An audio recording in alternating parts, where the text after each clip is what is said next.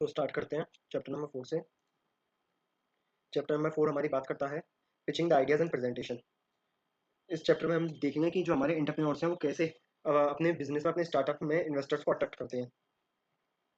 सबसे पहले बात करते हैं बिजनेस प्लान की। देखो, बिजनेस प्लान का मतलब क्या होता है? Business plan is like a map for entrepreneurs. It shows them where they want to go their business and how they are going to get there. मतलब क्या है? बिजनेस प्लान एक रोड मैप होता है जो कि जो इन्वेस्टर्स हैं उनको ये बताता है कि जो एंटरप्रेन्योर का बिजनेस है या स्टार्टअप है वो किस डायरेक्शन में उसको ले जाना चाहते हैं और वो उस डायरेक्शन में कैसे ले जाएंगे।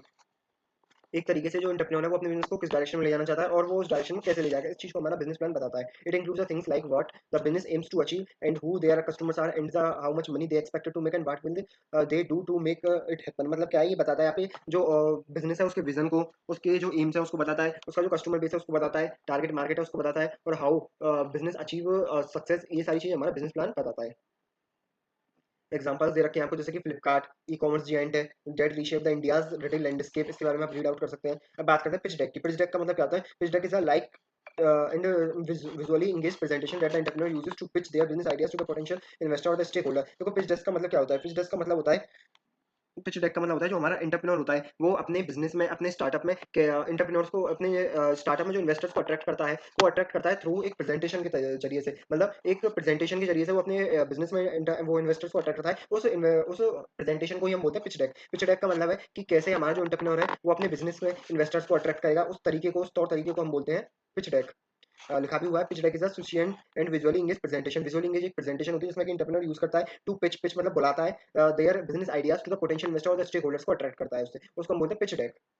आगे बात करते हैं ड्राफ्टिंग का बिजनेस प्लान। बिजनेस प्लान में हमने देखा बिजनेस प्लान एक हमारा रोड मैप है जो बताता है कि बिजनेस को किस डायरेक्शन में वो एंटरप्रेन्योर ले जाना चाहता है और वो उस डायरेक्शन में कैसे ले जाएगा। बेसिकली बिजनेस के एम्स वगैरह को बताता है हमारा बिजनेस प्लान। अब हम बात करते हैं कि component of the business plan क्या क्या होते हैं। तो component of the business plan में सबसे पहली बात आती है हमारी एग्जीक्यूटिव समरी की। देखो, एग्जीक्यूटिव समरी हमको बताती है, एक स्नैपशॉट प्रोवाइड कराती है on the entire business, summarising the key aspect such as business concept, market opportunity. मतलब एक ये स्नैपशॉट देती है हमको, मतलब एक कंप्रेहेंसिव व्यू, एक हम समरी टाइप का व्यू देती है हमको बिजनेस के बारे में कि इसके कौन कौन से की रिसोर्सेज हैं, कौन कौन से की एक्टिविटीज हैं और कौन सी मार्केट को ये बिजनेस अट्रैक्ट करेगा, अपॉर्चुनिटीज क्या है, लैंडस्केप क्या है, कॉम्पिटिटिव, ये सारी चीजें हमारी एग्जीक्यूटिव समरी बताएगी। अब बात करते हैं कंपनी का डिस्क्रिप्शन। ये इस कंपोनेंट में बिजनेस प्लान के में इसको हम बताते हैं कि कंपनी के बारे में डिस्क्रिप्शन, उसका कंपनी का mission, vision, goals, objective, core competencies, market analysis. Conducting thorough a market research is a crucial to understanding the industry landscape, target market demographic, market trend and competitive analysis. मतलब market analysis जो ये component है इसमें हम बताते हैं कि हमारे मार्केट में प्रोडक्ट की क्या डिमांड है। वेरियस मार्केट एनालिसिस की जो टेक्निक्स होती है उनके हिसाब से हम अपना आउटपुट निकाल के देते हैं, उसको हम बोलते हैं मार्केट एनालिसिस। कि मार्केट में हमारी क्या डिमांड है, क्या हमारा शेयर है मार्केट में, प्रोडक्ट एंड सर्विसेज। इसमें हम बताते हैं कि हमारी जो कंपनी है वो कौन कौन से प्रोडक्ट एंड सर्विसेज ऑफर करती है इन द कॉम्पिटिटिव मार्केट। अब बात करते हैं मार्केटिंग एंड सेल्स स्ट्रेटजी। इस कंपोनेंट में हम बताते हैं कि हमारी बिजनेस की क्या मार्केटिंग और सेल्स स्ट्रेटजी रहेंगी। ऑपरेशन प्लान में हम बताते हैं कि हमारे डे टू डे ऑपरेशन जो होते हैं उनको हम कैसे मैनेज करते हैं, सप्लाई चेन मैनेजमेंट को कैसे मैनेज करते हैं, मतलब डे टू डे एक्टिविटीज को हम कैसे मैनेज करते हैं, उस चीज के बारे में हम बताते हैं ऑपरेशन प्लान में। मैनेजमेंट एंड ऑर्गेनाइजेशन में हम बताते हैं कि हमारा जो मैनेजमेंट है वो हाईली स्किल्ड लोगों से कंप्रोमाइज करता है। मतलब हमारे मैनेजमेंट में किस टाइप के लोग हैं, उनकी क्या क्या स्किल्स हैं, क्या रिस्पॉन्सिबिलिटी है, क्या रोल्स हैं उनके। फाइनेंशियल प्लान में हम बताते हैं अपने financial projection including the revenue projection, expense estimation, cash flow वगैरह, इन सब के बारे में हम अपने फाइनेंशियल प्लान में बताते हैं। हमारे कंपोनेंट्स आते हैं अपने बिजनेस प्लान के। और देखो, बिजनेस प्लान का एक एग्जांपल देगा फिन ट्रेंड का, आप इसको पढ़ भी सकते हैं, इसको रीड आउट कर सकते हैं। फिर आगे बढ़ते हैं हम। ऐसे गेम जीनियस का हमको बिजनेस प्लान के कंपोनेंट्स के बारे में बताया गया है। इसके आगे बढ़ते हैं हम। मार्केटिंग का पिच डेक, वो मेकिंग अ पिच डेक। अब पिच डेक मतलब एक प्रेजेंटेशन जो कि हमारे इन्वेस्टर्स को अट्रैक्ट करेगी, उसको कैसे बनाया जाए। इसमें बात आती है creating a effective pitch deck requires the combination of the following skill. क्या क्या स्किल चाहिए? Content development. सबसे पहले आपको प्रेजेंटेशन के लिए, आप देखते होंगे कोई भी प्रेजेंटेशन आपको तैयार करने का, आपको सबसे पहले उसके लिए कंटेंट चाहिए होता है। आपको कॉम्प्लेक्स आइडिया को क्लियर तरीके से आपको जो कम्युनिकेट करना होता है थ्रू द प्रेजेंटेशन, वो हमें कंटेंट डेवलपमेंट। विजुअल डिजाइन, आपको इस तरीके की विजुअल डिजाइन रखें, इस तरीके के विजुअल्स एंड इफेक्ट्स का यूज करना है जिससे कि जो आपकी स्लाइड्स है वो अट्रैक्टिव लगे जिससे कि जो हमारे इन्वेस्टर्स हैं वो आपके बिजनेस की तरफ अट्रैक्ट हो। और आप जब भी अपनी प्रेजेंटेशन दें तो लाइक अ स्टोरी टेलिंग की तरह आप उसको प्रेजेंट करें, मतलब एक नैरेटिव वे में प्रेजेंट करें, एक मनोरंजनात्मक तरीके से आप प्रेजेंट करें जिससे कि जो आपके इन्वेस्टर्स हैं आपके बिजनेस में इन्वेस्ट करने के लिए अट्रैक्ट हो। डाटा एनालिसिस, साथ ही साथ आप प्रेजेंटेशन जब भी अपनी दें अपने बिजनेस के ऊपर, देन इन्वेस्टर्स को आप अपने डेटा एनालिसिस करके भी बताएं कि हमारा जो आज की डेट में डेटा ये है और फ्यूचर में हमारा जो डेटा है, हमारे फिगर्स है, मार्केटिंग फिगर्स, वो क्या क्या रहेंगे। कम्युनिकेशन, आप क्लियर एंड स्ट्रॉन्ग कम्युनिकेशन, आपकी क्लियर कम्युनिकेशन होनी चाहिए to the customer, to the investors while making a pitching deck. 9 question that every pitch deck needs to answer. मतलब जब भी आप प्रेजेंटेशन दे रहे हैं अपनी टू द इन्वेस्टर, देन आपको कौन-कौन से क्वेश्चनों का जवाब देना पड़ेगा। सबसे पहले आपको इन्वेस्टर को बताना पड़ेगा what was the problem and how the product and services will solve such a problem, how you are solving the problem, हमारे प्रोडक्ट कैसे सॉल्व करेंगे, हमारा बिजनेस मॉडल क्या है, मार्केटिंग स्ट्रेटजी क्या है, हमारी टीम क्या है, और current financials and future realistic questions and how much ask from the investor, हम कितनी उनसे आस्क कर रहे हैं, कितना फंड उनसे रिक्वायर कर रहे हैं इन्वेस्टर से। अब बात करते हैं टीएएम की, कुछ हमारी की टर्म्स है उनके बारे में जानना जरूरी है। जैसे कि TAM total addressable market, total addressable market represent करते हैं टोटल मार्केट डिमांड की of product and service. Measure in terms of revenue, revenue की टर्म्स में वो मीजर की जाती है if the company were to capture 100% of the market, अगर कंपनी टोटल एड्रेसेबल मार्केट का मतलब क्या है कि आपकी जो प्रोडक्ट एंड सर्विसेज की जो टोटल डिमांड है इन मार्केट में इन टर्म्स ऑफ रेवेन्यू के टर्म में, अगर आपकी जो कंपनी है वो 100% मार्केट को एक्वायर कर लेगी तो उसको हम बोलते हैं टोटल एड्रेसेबल मार्केट। अब बात करते हैं सेम की। सेम का मतलब क्या होता है? सेम एक सबसेट है टेम का, मतलब रिप्रेजेंट करता है ये उस पोर्शन को जो कि हमारी जो कंपनी है उसके गुड्स एंड सर्विसेज एक्चुअली में जो मार्केट में एक्वायर कर सकते हैं। मतलब ये तो हमारी एक तरीके से फिक्शनल हो गई, टीएम हमारी फिक्शनल है, सेम हमारी रियलिस्टिक है। मतलब रियलिस्टिक टारगेट है जो हमारा प्रोडक्ट एंड सर्विसेज का, जो कि हमारी जो स्टार्टअप या फिर एंटिटी है वो अचीव कर सकती है इन द मार्केट में। मतलब बेसिकली हमारा जो हम कह सकते हैं टोटल एड्रेसेबल जो मार्केट होती है, टोटल एड्रेसेबल मार्केट का मतलब क्या है? हमारी जो डिमांड है प्रोडक्ट एंड सर्विसेज की इन terms of revenue in the completed market, if जो हमारी एंटिटी है वो 100% शेयर एक्वायर करके बैठी है तो। और सेम में क्या होगा? सेम में होगा जो हमारा रियलिस्टिक जो हमारा मार्केट शेयर है the product and service in the market in terms of revenue. अब बात करते हैं एलटीवी। एलटीवी का मतलब है कस्टमर लाइफ टाइम वैल्यू। जो ये हमारा एलटीवी क्या होता है? एलटीवी की हमारी फुल फॉर्म एमसीक्यू में पूछी गई थी। वो कस्टमर लाइफ टाइम वैल्यू बोले तो LTV. LTV is a predicted net profit attribute to the entire future relationship with the customer. जो आपकी पूरी रिलेशनशिप है, आपकी एक रिश्ता है विद द कस्टमर, उससे आप कितना रेवेन्यू कितना प्रॉफिट जनरेट कर सकते हैं उसको हम बोलते हैं एलटीवी। सीएसी। सीएसी की हम बात करें कस्टमर एक्विजिशन कॉस्ट। एक कस्टमर को एक्वायर करने में, न्यू कस्टमर को एक्वायर करने में जितनी भी आपकी कॉस्ट लगती है मार्केटिंग सेल्स की, उसको बोलते हैं सीएसी। रन अवे की बात करें, run away refers to the amount of the time the startup can operate without running out of the funds. मतलब ये एक हमारी अमाउंट ऑफ टाइम है स्टार्टअप कैन ऑपरेट कर सकता है without running out of the fund, typically measures in month. ये एक ऐसा समय होता है जिसमें कि स्टार्टअप विदाउट फंड्स के भी ऑपरेट कर सकता है, उसको हम बोलते हैं run away time. Burn rate का मतलब होता है the rate at which the startup is spending the available fund. किस रेट से स्टार्टअप हमारा फंड्स को एक तरीके से बर्न आउट कर रहा है, उसको हम बोलते हैं बर्न रेट। चर्न रेट का मतलब होता है percentage of the customer who stop using the company's product और service over the certain period. ये क्या होता है? हमारे परसेंटेज के रूप में हम इसको नापते हैं। जो हमारे कस्टमर्स हमारे प्रोडक्ट एंड सर्विस को यूज करना बंद कर देते हैं, उन कस्टमर्स की हमारी परसेंटेज होती है, उसको हम बोलते हैं churn rate. General uses of the fund from investor. Investor से हम फंड एक्वायर करते हैं, उसका हम क्या क्या यूज करते हैं? सीधी सी बात है, नॉर्मल पॉइंट हम प्रोडक्ट को डेवलप करने में फंड्स का यूज करते हैं, मार्केट को एक्सपेंड करने में फंड का यूज करते हैं, ऑपरेशन इंफ्रास्ट्रक्चर करते हैं, इंफ्रास्ट्रक्चर को डेवलप करने में, टैलेंट एक्विजिशन, एक वेल स्किल्ड टीम को हायर करने में उसका यूज करते हैं, स्केलिंग अपने जो ऑपरेशन है, स्केल ऑफ ऑपरेशन को मीडियम स्केल से हाई स्केल पे ले जाने के लिए हम फंड्स का यूटिलाइज करते हैं, लीगल एंड रेगुलेटरी कंप्लाइंस को फुलफिल करने के लिए करते हैं, market and research and market validation, research and development में हम फंड्स का इस्तेमाल करते हैं। Differentiate between the hype and the substance. Hype and substance में डिफरेंशिएट करते हैं। देखो सब्सटेंस क्या होता है? सब्सटेंस होता है हमारा एक फैक्ट एंड फिगर्स के बेसिस पे जो हम डिसीजन देते हैं वो होता है सब्सटेंस। हाइप क्या होता है? हमने बिना सोचे समझे कुछ भी कह दिया, उसको हम बोलते हैं हाइप। बात करते हैं, देखो हाइप और सब्सटेंस में डिफरेंस क्या होता है? Evidence versus claim. Evidence versus claim. Evidence होगा वो हमारा सब्सटेंस में होगा। Substance is back by the tangible evidence such as market research, customer feedback. मतलब जो हम प्रैक्टिकल जो कॉन्सेप्ट है उनके बेसिस पे जो हम रिजल्ट देते हैं, एक तरीके से एविडेंस के बेसिस पे जो भी हम रिजल्ट देंगे उसको हम बोलेंगे सब्सटेंस। और हाइप क्या होगा? हाइप होगा हमारा ऐसे ही हमने कुछ भी कह दिया, मतलब बोल्ड क्लेम्स, बज वर्ड्स एंड ग्रैंड प्रोमिसेस। मतलब हमने प्रॉमिस कर दिया, पता नहीं है किसी किसी वो उसके पीछे कोई भी एविडेंस वगैरह से बैक नहीं है वो, देन उसको हम बोलेंगे hype. Clear value proposition. Substance का क्या होता है? सब्सटेंस बैक किया जाता है। सब्सटेंस की जो स्ट्रॉन्ग होता है सब्सटेंस क्लियर वैल्यू प्रोपोजिशन से। मतलब क्या है? वैल्यू प्रोपोजिशन मैंने आपको बताया था कि हम क्या डिलीवर करते हैं, कस्टमर हमारे प्रोडक्ट को क्यों खरीदेगा, उसको हम बोलते हैं वैल्यू प्रोपोजिशन। अब सब्सटेंस होता है प्रेजेंट करता है clear and compelling value proposition. Substance हमारा clear and compelling value proposition को प्रेजेंट करता है, जबकि जो हमारा हाइप होता है, हाइप केवल ऑफर एग्जीक्यूट, मतलब एक तरीके से बढ़ा चढ़ा के कुछ भी बोल देता है। इसमें कोई भी एविडेंस वाली चीज नहीं होती। रियलिस्टिक प्रोजेक्शन जो सब्सटेंस के द्वारा सब्सटेंस प्रोवाइड करता है वो realistic and data driven financial position. Realistic हमको फाइनेंशियल पोजीशन देगा हमारा सब्सटेंस, और कुछ भी जो हमारे फैक्ट एंड फिगर्स दे रहा है वो हमारा होता है hype. Transparent communication. Substance communicate हमसे करता है ट्रांसपेरेंट कम्युनिकेशन, ट्रांसपेरेंटली कम्युनिकेट करता है। हाइप हमसे हमेशा वेग और इवेसिव कम्युनिकेशन को कम्युनिकेट करता है। अब बात करते हैं track records and execution. Substance is characterized by track records of achievement, proven expertise. क्योंकि सब्सटेंस हमारा एविडेंस से बैक होता है। एविडेंस के बेसिस पे हमसे एक तो बंदा हमसे एविडेंस के बेसिस पे कोई बात कर रहा है, दूसरा हमसे कुछ भी कुछ कह रहा है, देन अगर जो हमारा बंदा एविडेंस के बेसिस पे बात कर रहा है उसको हम बोलेंगे सब्सटेंस, और जो कुछ भी बकवास कर रहा है उसको हम बोलेंगे हाइप। अब क्योंकि सब्सटेंस हमारा एविडेंस के बेसिस पे कर रहा है तो उसके रिकॉर्ड्स को इजीली ट्रैक भी किया जा सकता है, जबकि हाइप को नहीं किया जा सकता। देखो पिच डेक के सैंपल्स दे रखे हैं, हमने बात की थी पिच डेक की, वो पिच डेक कैसे कैसे आप देते हैं उसके कंपोनेंट्स वगैरह, हमने सारी चीजें अभी तक देखी थी। तो एक एग्जांपल हमको दे रखा है पिच डेक का। आपको स्लाइड्स में प्रेजेंटेशन जो आप दोगे इन्वेस्टर को क्या क्या देना पड़ेगा उसमें? अपनी कंपनी का logo, name of the company, purpose of presentation, बाकी ये सारी चीजें आपको अपनी प्रेजेंटेशन बतानी पड़ेंगी। एलिवेटर पिच स्लाइड होगी एक, जिसमें आप अपनी एलिवेटर पिच दोगे, market opportunity, market problem, current solutions, your solutions, demo, team, team के बारे में आप बताएंगे, मार्केट फिट एंड कंपटीशन के बारे में बताएंगे, मार्केट लैंडस्केप के बारे में आप बताएंगे, फीचर्स लिस्ट कंपैरिजन, कंपैरिजन बताएंगे, competitive advantage, revenue model, financial projections, financial positions के बारे में आप बताएंगे, raise capital, use of proceeds, capital का आप जो रेज करेंगे उसका कैसे कैसे आप लोग इस्तेमाल करेंगे, क्लोजिंग स्लाइड्स। ये एक बार आप देख सकते हैं इसको। फिर आगे बढ़ते हैं आर्ट ऑफ एलिवेटर पिच।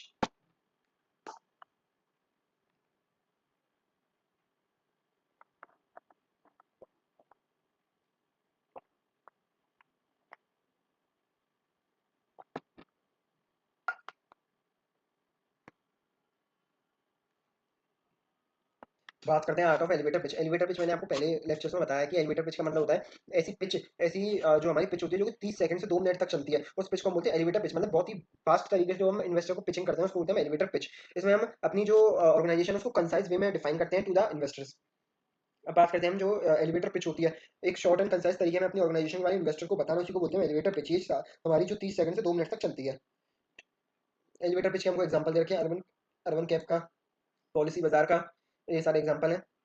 आगे बढ़ते हैं। Three Cs of elevator pitch, ही हमारा एमसीक्यू में पूछा था। What are the three Cs of elevator pitch? Clarity, confidence and compelling. Clarity का मतलब है आपकी एलिवेटर पिच क्लियर होनी चाहिए, क्लियर एंड कस्टमर वो इन्वेस्टर्स हैं वो क्लियरली समझ में आना चाहिए आप क्या बता रहे हैं। आप जो भी इन्वेस्टर्स को बताएं वो अपने कॉन्फिडेंस के साथ उनको प्रेजेंट करें। आप अपने बिजनेस के बारे में जब इन्वेस्टर को प्रेजेंट करें तो कॉन्फिडेंटली उसको प्रेजेंट करें। कंपेलिंग, कंपेलिंग मतलब परसुएसिव नेचर की आपकी पिच होनी चाहिए। इन्वेस्टर को आप परसुएट करें कि आप आए हमारी कंपनी में इन्वेस्ट करें, that is the compelling nature. अब clarity, confidence and compelling, three Cs of elevator pitch. Once the three Cs are ready the pitch further cover the following expect, क्या क्या एक्सपेक्ट कवर होंगे? Problem statement, problem statement में आप बताएंगे उनको कि बाटा था मतलब अब एक तो थ्री सीज होते हैं हमारे एलिवेटर पिच के। अब इसके अलावा हमको क्या क्या चीजें ध्यान रखनी चाहिए वाइल पिचिंग। पिचिंग के दौरान हमको ध्यान रखना चाहिए इन्वेस्टर्स को बताएं कि मार्केट में प्रॉब्लम क्या थी, कस्टमर्स को प्रॉब्लम क्या थी, उस प्रॉब्लम के बारे में आप बताएं। देन उसका सॉल्यूशन बताएं कि हमारे प्रोडक्ट एंड सर्विस ने कैसे उस प्रॉब्लम को सॉल्व किया। वैल्यू प्रोपोर्शन बताएं कि कस्टमर हमारे प्रोडक्ट को क्यों खरीदेगा, उस चीज के बारे में बताएं। ट्रांजेक्शन एंड प्रूफ, कुछ आप कुछ तो फैक्ट्स एंड फिगर इन्वेस्टर्स के सामने प्रेजेंट करें जिससे कि उनको यकीन हो कि आप जो कह रहे हैं वो सच है। अब कॉल टू एक्शन, आखिरी में अपनी पिच को क्लियर एंड कंसाइज वे में उन इन्वेस्टर से कम्युनिकेट करने के बाद उनसे आप अपनी जो फंड्स है उसकी रिक्वायरमेंट करें, उनको फाइनल पिच दें। कॉल टू एक्शन, सबसे पहले आप प्रॉब्लम स्टेटमेंट बताएंगे, सॉल्यूशन बताएंगे, वैल्यू प्रोपोर्शन वो प्रूफ बताएंगे, देन कॉल टू एक्शन। आप फाइनली उनसे फंड्स की रिक्वायरमेंट करेंगे। Learning the art of elevator pitch, देखो learning the art of elevator pitch का मतलब क्या है? It is an art form. Elevator pitch होती है जो हमारी एक आर्ट की तरह होती है, जिससे को इसमें जो आपका इफेक्ट होता है वो 30 सेकंड से 2 मिनट तक का होता है। अगर आपने इसमें शॉर्ट एंड कंसाइज वे में अपनी जो पिच है उसको अच्छे से प्रेजेंट कर दिया, देन आपकी कंपनी में इन्वेस्टर इन्वेस्ट कर देंगे। मास्टर पीस होता है, waiting to be painted with your words, your passion, your vision. Imagine yourself as a storyteller, storyteller का बहुत इंपॉर्टेंस होता है इसमें। एक नैरेटिव वे में आपको अपनी जो पिच है उसको डिस्क्राइब करना पड़ेगा to the investor. Art of convincing, convincing आपको इन्वेस्टर्स को कन्विंस करना पड़ेगा वेरियस तरीके से, उनके सामने फैक्ट एंड फिगर रख के, जो एक्चुअल रिजल्ट है उनको रख के। Remember the importance of delivery, the way you move, you speak and you connect. अपने जो आप जिस तरीके से आप प्रेजेंट कर रहे हैं आपका तौर तरीका उस वो भी बहुत डिपेंड करेगा कि इन्वेस्टर आपकी कंपनी में इन्वेस्ट करें या नहीं करें। पावर ऑफ कस्टमाइजेशन, मतलब कस्टमाइजेशन की पावर का मतलब ability to tailor the pitch to the needs and desire of your audience. आपको लग रहा है कि सामने वाला बंदा आपने जैसे 1% इक्विटी फॉर 10 लाख की डिमांड करी, आपको लग रहा है कि जो सामने वाला बंदा है वो 1% के लिए 10 लाख नहीं देगा, तो आपको हाथ के हाथ उस चीज को मॉडिफाई करके 8 लाख कर देना चाहिए। नहीं तो आपकी जो अगर आप ऐसा नहीं करेंगे तो आपका सामने वाला इन्वेस्टर इन्वेस्ट करने से भी मना कर देगा। इस वजह से आपको हाथ के हाथ टेलर करने की आर्ट भी आनी चाहिए, हाथ के हाथ चेंजेस करने की आर्ट भी आनी चाहिए। प्ले वो नंबर प्ले क्रूशियल रोल, आपकी जो नंबर्स हैं, फैक्ट्स एंड फिगर्स हैं, वो भी एक बहुत इंपॉर्टेंट रोल प्ले करते हैं। तो it is about building the relationship, fostering the connection, laying the foundation for the future collaboration and the partnership. इसलिए आपको बहुत ही अच्छे तरीके से नैरेटिव तरीके से अपनी जो प्रेजेंटेशन है वो अपने इन्वेस्टर के सामने रखनी है। वही सारी चीजें देखें, rules and step of the pitching the idea. Pitching the idea to the investors, crucial step आप सभी जानते ही हैं। अब इन्वेस्टर के सामने आप अपनी जो पिच है उसको रखेंगे तो आपको क्या क्या चीजें ध्यान में रखनी चाहिए। नो योर ऑडियंस, आपको सबसे पहले अपने इन्वेस्टर्स के बारे में जानना चाहिए। जैसे आप शार्क टैंक में जा रहे हैं तो आपको पता होना चाहिए जो उधर अश्नीत ग्रोवर बैठा है कि वो सबसे ज्यादा सवाल पूछेगा आपसे, तो उसके बारे में आपको पता होना चाहिए। तो पहले से आप तैयार करके जाए। इस हिसाब से हमारा जो नो योर ऑडियंस, अपने ऑडियंस को पहले ही जान लें। Focus on the problems and solution, आप सबसे आप फोकस करें कि what are the problems in the market and how our products are solving to such a problem. Highlight the market opportunity, market opportunity को हाईलाइट करें कि हमारे product and service market के लिए कितना बेनिफिशियल है, कितना ये रेवेन्यू अर्न कर सकता है। शो द ट्रांजैक्शन वैलिडेशन, आप वेरियस तरीके से उसको वैलिडेट करके बताएं कि हमारा प्रोडक्ट उस प्रॉब्लम को सॉल्व करने के लिए कैसे सक्षम है। डेमोंस्ट्रेट द कंपीटिटिव एडवांटेज, हमारे हमारा जो प्रोडक्ट एंड सर्विसेज है वो मार्केट में कैसे कंपीटिटिव एडवांटेज अर्न कर सकता है उसको बताएं। क्लियर बिजनेस मॉडल, अपना बिजनेस मॉडल आपका एक जो फ्रेमवर्क है जिसमें आप ऑपरेट करते हैं उसको बताएं। Address the risk and challenge, what are the risk, हमारे पोटेंशियल रिस्क क्या हो सकते हैं और हम उनको कैसे डील करेंगे उसको बताएं। हैव अ स्ट्रांग टीम, आप बताएं कि हमारी जो टीम है वो एक स्ट्रांग टीम है। और बताएं बी कंसाइज एंड एंगेजिंग, 10 से 15 मिनट में आप सारी जो अपनी प्रेजेंटेशन है उसको दें। कम लास्ट टू लास्ट 15 मिनट में आप अपनी प्रेजेंटेशन को कंप्लीट कर दें इन फ्रंट ऑफ इन्वेस्टर्स। अब फिर उनको जो क्वेश्चन आंसर है उनका जवाब दें। Follow up and build the relationship, then finally उनसे आप अपनी पिच डिमांड करें और उनसे अपनी रिलेशनशिप डेवलप करें। When pitching to your ideas to the customer, अब देखो हमने ये तो बात करी थी हम पिच कर रहे हैं टू द इन्वेस्टर, अब बात करें pitching your ideas to the customer. जब आप अपने आइडियाज को कस्टमर पे पिच कर रहे हैं, मतलब कस्टमर से कस्टमर को रिप्रेजेंट कर रहे हैं अपनी एंटिटी को, अपने प्रोडक्ट एंड सर्विस को, तो आपको क्या क्या ध्यान में रखने वाली बात है। नो योर ऑडियंस, आपको अपनी ऑडियंस के बारे में जानना चाहिए। वही पॉइंट है, आपको अपने कस्टमर पोटेंशियल कस्टमर के बारे में जानना चाहिए। क्लियरली आप उनसे कम्युनिकेट करें। स्टोरी टेलिंग नैरेटिव वे में आप उनको प्रोडक्ट एंड सर्विस के बारे में बताएं। हाईलाइट डिफरेंशिएशन, अपने प्रोडक्ट एंड सर्विस, हमारे प्रोडक्ट कैसा differentiated to the other product उसको बताएं। एड्रेस ऑब्जेक्शन एंड कंसर्न्स को बताएं। सोशल प्रूफ, हमारी जो ऑर्गेनाइजेशन कैसे सोशल रिस्पांसिबिलिटी में एक तरीके से योगदान कर रही है वो बताएं। Offer a clear call to action, ये बताएं। Listen and adopt, follow up, nurture and relationship, driven and outstanding experience. मतलब वही सारी चीजें आपको बताई गई हैं कि आप अगर पिच करेंगे टू द कस्टमर देन आपको क्या क्या ध्यान में रखना चाहिए। आप अच्छे स्टोरी टेलिंग तरीके से बताएं, अच्छे तरीके से उनको समझाएं, लिसन करें, फॉलो अप एंड नर्चर, उनका फीडबैक वगैरह आप गैदर करें, डिलीवर करें outstanding experience throughout the pitching process. Strive to deliver an outstanding customer experience that exceed the expectations from the initial conduct to the post purchase support. Aim to delight the customers at every touch point, customer को आप please मतलब एक तरीके से उत्साहित करें अपने product की तरफ। डिलीवर एन आउटस्टैंडिंग एक्सपीरियंस, ये सारी चीजें हैं आपको ध्यान में रखनी है while pitching to the customers. देखो सेम सेम पॉइंट है उसमें, नो योर ऑडियंस, इसमें भी know your audience, come clearly communicate करें, क्लियरली कम्युनिकेट करें, कंपीटिटिव एडवांटेज, काफी सारे सिमिलर पॉइंट्स भी हैं। हाउ टू पिच इफेक्टिवली, कैसे आप पिच करें इफेक्टिवली। सबसे पहले अपना नाम बताएं, कंपनी का नाम बताएं, ब्रीफ डिस्क्रिप्शन दें, कोई ग्रिप द इमोशनल अटेंशन लिए अपने ऑडियंस का पिच करें और अपना विजन विजन बताएं, स्टोरी की तरह अपने नैरेटिव वे में रिप्रेजेंट करें, रेफरेंस दें कुछ लोगों का जिन्होंने आपकी कंपनी में इन्वेस्ट किया है, रियल अपॉर्चुनिटीज वगैरह के बारे में बताएं, एक कुछ प्लीजेंट सा जोक मारें जिससे कि सभी लोग आपकी तरफ अट्रैक्ट हों। लास्ट 10 मिनट की प्रेजेंटेशन आपकी होनी चाहिए, अच्छे तरीके से आप प्रेजेंट करें। फिर डोंट शो द वीडियो वगैरह आप ज़्यादा इंकॉर्पोरेट ना करें अपनी प्रेजेंटेशन में। आर्ट ऑफ परसुएशन, परसुएशन की आर्ट आप सभी जानते हैं। आर्ट ऑफ परसुएशन का मतलब है कि अपने प्रोडक्ट एंड सर्विसेज की तरफ अपने कस्टमर्स को या इन्वेस्टर्स को अट्रैक्ट करना, परसुएट करना। Is a powerful skill that is indispensable for startup and entrepreneur navigating the competitive landscape of the business. मतलब आप पिचिंग जब कर रहे हैं टू द इन्वेस्टर्स को, देन आप उनको एक तरीके से परसुएट, एक तरीके से आप उनको एक वो कहते हैं ना अपने प्रोडक्ट की तरफ आकर्षित करें, उसको हम बोलते हैं persuade, persuasion. Art of persuasion आपके लिए बहुत ही इंपॉर्टेंट है। परसुएशन की आर्ट क्यों इंपॉर्टेंट है? सिक्योर फंडिंग, आपको फंडिंग सिक्योर करने के लिए फ्रॉम द इन्वेस्टर, कस्टमर्स को अट्रैक्ट करने के लिए, पार्टनरशिप बिल्ड करने के लिए, रिक्रूटिंग टैलेंट के लिए। इसलिए आपको हमारी आर्ट ऑफ परसुएशन काफी इंपॉर्टेंट है। मतलब किसी भी बंदे को अपनी तरफ आकर्षित करना, एक तरीके से दूसरे परसुएशन मतलब धक्का देके हम समझ सकते हैं किसी भी चीज को हम जबरदस्ती उससे करवाएं, उसको हम बोलते हैं परसुएशन। रतन टाटा ने कहा कि was the instrumental in persuading investors stakeholders to support the expansion and diversification of the Tata group. Tata group का जो मेन डाइवर्सिफिकेशन है वो केवल रतन टाटा की आर्ट ऑफ परसुएशन की वजह से हुआ, क्योंकि वो परसुएट करते हैं इन्वेस्टर को, आप आइए हमारी कंपनी में इन्वेस्ट कीजिए। बाकी यही सारी बातें आपको लिखी गई हैं, कुछ एग्जांपल्स दे रखे हैं, इनको रीड आउट कर लेना। आर्ट ऑफ परसुएशन का गुड एग्जांपल आता है स्वच्छ भारत मिशन, जो कि हमारे पीएम प्रधानमंत्री जो हमारे नरेंद्र मोदी ने 2014 में स्टार्ट किया था। आपने देखा होगा स्वच्छ भारत मिशन में प्रधानमंत्री ने केवल आर्ट ऑफ परसुएशन से ही वो लोगों को परसुएट करते रहे और उसी से हमारा जो भारत है वो स्वच्छ भारत की तरफ मूव हो गया। मतलब उन्होंने जब भी वो न्यूज पे आते, जब भी वो अपना इंटरव्यू देते, जब भी वो स्वच्छ भारत को परसुएट करते थे, मतलब उनको एक तरीके से फोकस करते थे अपनी हर बात में स्वच्छ भारत की तरफ एक इशारा करते थे। इस वजह से नरेंद्र मोदी की आर्ट ऑफ परसुएशन है, उसकी वजह से जो हमारा भारत है वो स्वच्छ भारत के अभियान की तरफ मूव हो पाया। बाकी आपको समरी दे रखी है कि कैसे कैसे एलिवेटर पिच दी जाती है क्लियर एंड कंसाइज वे में। बिजनेस मॉडल के बारे में आपको बताया गया है, जो मैंने आपको इससे डिस्कस कर लिया है। So that's all. चलिए स्टार्ट करते हैं चैप्टर नंबर 5 से। देखिए चैप्टर नंबर 5 बात करता है हमारे institution supporting the small business enterprises. देखो गवर्नमेंट एंड स्टार्टअप्स की बात करें, government support for the startup is an imperative for fostering the innovation and driving the economic growth and addressing social. आप सभी जानते हैं कि गवर्नमेंट का सपोर्ट स्टार्टअप के लिए बहुत ही ज़्यादा इंपॉर्टेंट होता है, महत्वपूर्ण होता है।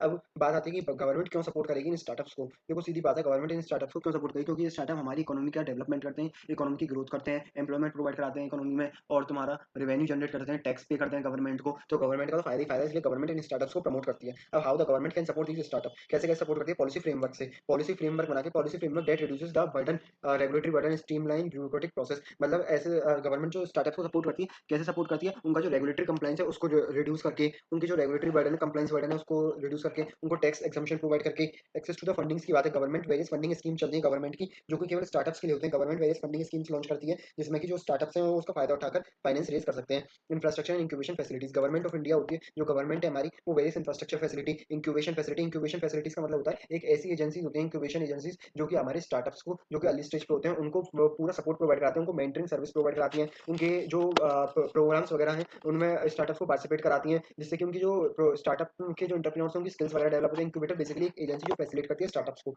ऐसे इंफ्रास्ट्रक्चर इंक्यूबेशन फैसिलिटीज को गवर्नमेंट ऑफ इंडिया सपोर्ट करती है। Skill development and the capacity building, कैसे कैसे वो प्रमोट करती है? इन्वेस्ट करती है गवर्नमेंट हमारी ह्यूमन कैपिटल में, इन्वेस्ट जैसे ह्यूमन कैपिटल में इन्वेस्ट करेगी, देन ये हमारी स्टार्टअप की सक्सेस में हेल्प करेगी, क्योंकि अगर अच्छी क्वालिटी ऑफ एम्प्लॉइज अगर इंडिया में होंगे, देन स्टार्टअप्स की जो ग्रोथ है वो अपने आप ही बढ़ जाएगी। मार्केट एक्सेस एंड नेटवर्किंग, जो गवर्नमेंट है वो हमारी स्टार्टअप्स को प्रमोट करती है और वेरियस नेटवर्किंग चैनल से उनको जोड़ती है, और साथ ही साथ उनको मार्केट का, फॉरेन मार्केट का भी एक्सेस प्रोवाइड कराती है। वो उनको प्रमोट करती है टू एक्सपोर्ट देयर गुड्स, अपने गुड्स जो उन्होंने मैन्युफैक्चर करें उसको एक्सपोर्ट करें। Intellectual property right protection, IPR protection, जो गवर्नमेंट ऑफ इंडिया है वो हमारे स्टार्टअप्स को एक स्पेशल एक तरीके से कर सकते हैं, स्पेशल क्राइटेरिया प्रोवाइड करती है कि जो अपने उनके इंटेलेक्चुअल प्रॉपर्टी राइट है उनको वो सिक्योर कर सकते हैं, वो अपने इंटेलेक्चुअल प्रॉपर्टी राइट को कैसे प्रोटेक्शन कर सकते हैं उनकी। इसके लिए उन्होंने काफ़ी सारी स्कीम्स भी लॉन्च कर रखी हैं कि जो हमारे स्टार्टअप्स हैं वो कैसे अपनी इंटेलेक्चुअल प्रॉपर्टी राइट्स का प्रोटेक्शन कर सकते हैं। How the startups can support the government, government को कैसे सपोर्ट करते हैं? जॉब क्रिएट करके। अब देखो स्टार्टअप्स हैं, स्टार्टअप्स में काफ़ी स्टार्टअप जो मतलब एक बिजनेस है, तो बिजनेस जब भी होता है तो एम्प्लॉइज के साथ होता है, तो मोर number of employment opportunities generate होंगी, जिससे इकोनॉमी का डेवलपमेंट होगा। इकोनॉमी का डेवलपमेंट होगा तो फिर आप जानते हैं कि टैक्स का कलेक्शन गवर्नमेंट का बढ़ेगा, गवर्नमेंट के टैक्स का सोर्स बनेंगे। Innovation in the technological adaption, जैसे जैसे आप जानते हैं कि स्टार्टअप होता है वो उसमें कोई भी इनोवेटिव तरीके से हम प्रोडक्ट एंड सर्विसेज को डेवलप करते हैं, कोई भी इनोवेटिव चीज हम डेवलप करते हैं, देन हमारी जो इकोनॉमी है उसमें इनोवेशन होगा, टेक्नोलॉजिकल एडवांसमेंट आएगी, और हमारी इकोनॉमी जो डेवलपिंग इकोनॉमी है वो डेवलप्ड इकोनॉमी की तरफ मूव करेगी। सोशल इंपैक्ट, हमारा जो सामाजिक सुधार होगा, सोशल पॉजिटिव सोशल इन्वायरमेंट होगा, तुम्हारा जो लोगों का सोशल स्टेटस है वो इंप्रूव होगा, education, clean energy, poverty alleviation वगैरह होगा। अब आते हैं पार्टनरशिप एंड कोलैबोरेशन, जो स्टार्टअप है can collaborate with the government on the various incentives including the public and the private partnership. Startup जो गवर्नमेंट ऑफ इंडिया जो स्टार्टअप्स हैं वो कोलैबोरेट करते हैं वेरियस गवर्नमेंट के जो ऑर्गेनाइजेशन है उनसे, जैसे उनसे कोलैबोरेट करते हैं तो उनका जो आउटपुट होता है वो और बढ़ जाता है। इसलिए जो गवर्नमेंट ऑफ इंडिया है वो उनको प्रमोट करती है, और ये स्टार्टअप्स होते हैं वो पार्टनरशिप पर कोलैबोरेट करते हैं with the outside foreign countries startups और ऑर्गेनाइजेशन, जिससे कि हमारी इकोनॉमी की ग्रोथ होती है। इसलिए गवर्नमेंट ऑफ इंडिया हमारी प्रमोट करती है इन स्टार्टअप्स को। अब बात करते हैं हम आगे। देखो जो है हमारे सेंट्रल लेवल इंस्टीट्यूशन जो कि सपोर्ट करते हैं हमारे उनको स्टार्टअप्स को, जो सेंट्रल लेवल इंस्टीट्यूशन जो हमारे स्टार्टअप को सपोर्ट करते हैं वो आता है सबसे पहले DPIT, department for promotion of industry and the internal trade. DPIT का जो इंस्टीट्यूशन है सबसे पहले देखिए लॉन्च किया गया था 2016 में to nurture and accelerate the growth for the startup across the various sectors. तो डीपीआईटी का मैंने आपको बताया 2016 में ये लॉन्च किया गया था, DPIT department for promotion of industry and the internal trade. इसका जो मेन ऑब्जेक्टिव था वो ये था कि ये गवर्नमेंट एजेंसी थी अंडर वो ministry of commerce and industry for formulating and implementing the policy related to the industrial development foreign trade and internal trade in India. जो लॉन्च किया गया था हमारा डीपीआईटी 1995 में, department for promotion of industry and internal trade. ये एक pivotal important role play करता है in fostering the conductive economy growth and entrepreneurship and innovation in the country. डीपीआईटी होता है जो, ये हमेशा याद रखना एमसीक्यू में पूछा है कौन से ईयर में लॉन्च किया गया था डीपीआईटी। किया गया था 1995 में। अब डीपीआईटी के तहत काफी सारी स्कीम्स चलती हैं, वो इंसेंटिव चलते हैं जो कि प्रमोट करते हैं स्टार्टअप्स को। वन ऑफ द वो इंसेंटिव जो चलता है वो चलता है हमारा स्टार्टअप इंडिया इंसेंटिव, जो कि लॉन्च किया गया था 2016 में। याद रखना 2016 में स्टार्टअप इंडिया आया था, 1995 में डीपीआईटी आईआईटी आया था। अब under the startup India DPIT offer the various incentives वगैरह ऑफर किए जाते हैं स्टार्टअप इंडिया के तहत। क्या-क्या है recognition certification startup can avails themselves as recognition under the startup India program provide the benefit. क्या-क्या बेनिफिट मिलेंगे, tax eligibility for tax exemption, self certification compliance मिलेगा, access to the government procurement opportunities. मतलब 3-4 तरीके के उनको benefit मिलेंगे। Tax exemption मिलेगा, self certification करा सकते हो तुम, गवर्नमेंट प्रोक्योरमेंट अपॉर्चुनिटीज मिलेंगी। अब बात करते हैं स्टार्टअप इंडिया हब की। Startup India DPIT operate the startup India hubs को भी ये डीपीआईटी ऑपरेट करता है, सिंगल पॉइंट प्लेटफॉर्म डेट जो कि कनेक्ट करता है startups to access the information resources and support services. एक सिंगल प्लेटफॉर्म है जो स्टार्टअप को information resources and support services provide कराएगा। Funding support DPIT funding support भी प्रोवाइड कराता है स्टार्टअप्स को, including a fund of funds for startup. Fund for startups उन्होंने स्पेशली एस्टेब्लिश किया है स्टार्टअप्स को फंड प्रोवाइड कराने के लिए। गवर्नमेंट की जो स्कीम्स होती हैं वो 30 से 50 लाख तक का लोन प्रोवाइड कराती हैं स्टार्टअप्स को। Regulatory reforms DPIT work for towards simplifying the regulatory process and reducing the bureaucratic hurdles. अब डीपीआईटी ने काफी सारा ऐसा काम भी किया है जिससे कि जो हमारे रेगुलेटरी रिफॉर्म्स आए हैं स्टार्टअप के सेक्टर में, मतलब स्टार्टअप्स अपने सेल्फ सर्टिफिकेशन कर सकते हैं। दूसरा जो उनको रेगुलेटरी रिक्वायरमेंट होती थी उनसे भी उनको काफी ज्यादा फ्रीडम मिल गई है, काफी ज्यादा लीनियंट हो गई है गवर्नमेंट हमारी फॉर स्टार्टअप्स। इंटरनेशनल कोलैबोरेशन की बात करें, डीपीआईटी प्रमोट इंटरनेशनल कोलैबोरेशन को प्रमोट करती है, पार्टनरशिप को, जिससे कि जो हमारी कंट्री का डेवलपमेंट हो। आगे बात करते हैं नीति आयोग की। देखो नीति आयोग हम सभी जानते हैं प्लानिंग कमीशन ऑफ इंडिया है, जो national institution for transforming the India, जो कि हमारा primary policy think tank of government of India. ये एमसीक्यू बनाता है एसपीएम में, इसको याद रखना। जो primary policy think tank of government of India कौन है, जो है हमारा नीति आयोग। एस्टेब्लिश किया गया था 2015 में।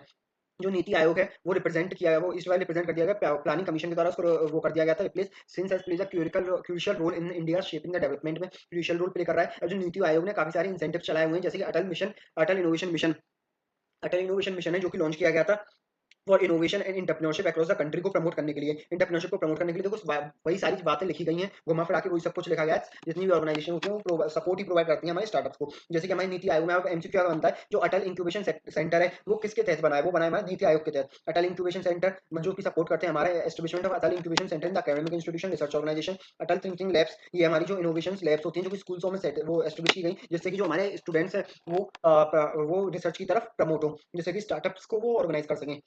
नियरली 10,000 स्कूल्स में जो अटल थिंकिंग लैब्स है वो लॉन्च कर दी गई हैं। अटल कम्युनिटी इनोवेशन सेंटर, आपसे एमसीक्यू में पूछा जाएगा एसीआईसी की फुल फॉर्म बताइए, अटल कम्युनिटी इनोवेशन सेंटर्स। और ये किस स्कीम के तहत लॉन्च किए गए हैं, ये गए हमारे वो नीति आयोग के तहत ही लॉन्च किए गए। ये हमारा प्रोवाइड करते हैं support to the innovators artisans entrepreneur from the rural and urban areas. अब नीति आयोग क्या क्या स्कीम प्रोवाइड कराता है, इंक्यूबेशन फैसिलिटी, मैंने बताया आपको, एक एजेंसीज होती हैं जो कि हमारे स्टार्टअप्स को प्रमोट करती हैं, उनको बोलते हैं इंक्यूबेशन फैसिलिटीज। और फिर हमारे ग्रांट्स वगैरह प्रोवाइड कराता है, पोटेंशियल इन्वेस्टर प्रोवाइड कराता है, नेटवर्किंग प्रोवाइड कराता है, और visibility national and international platform.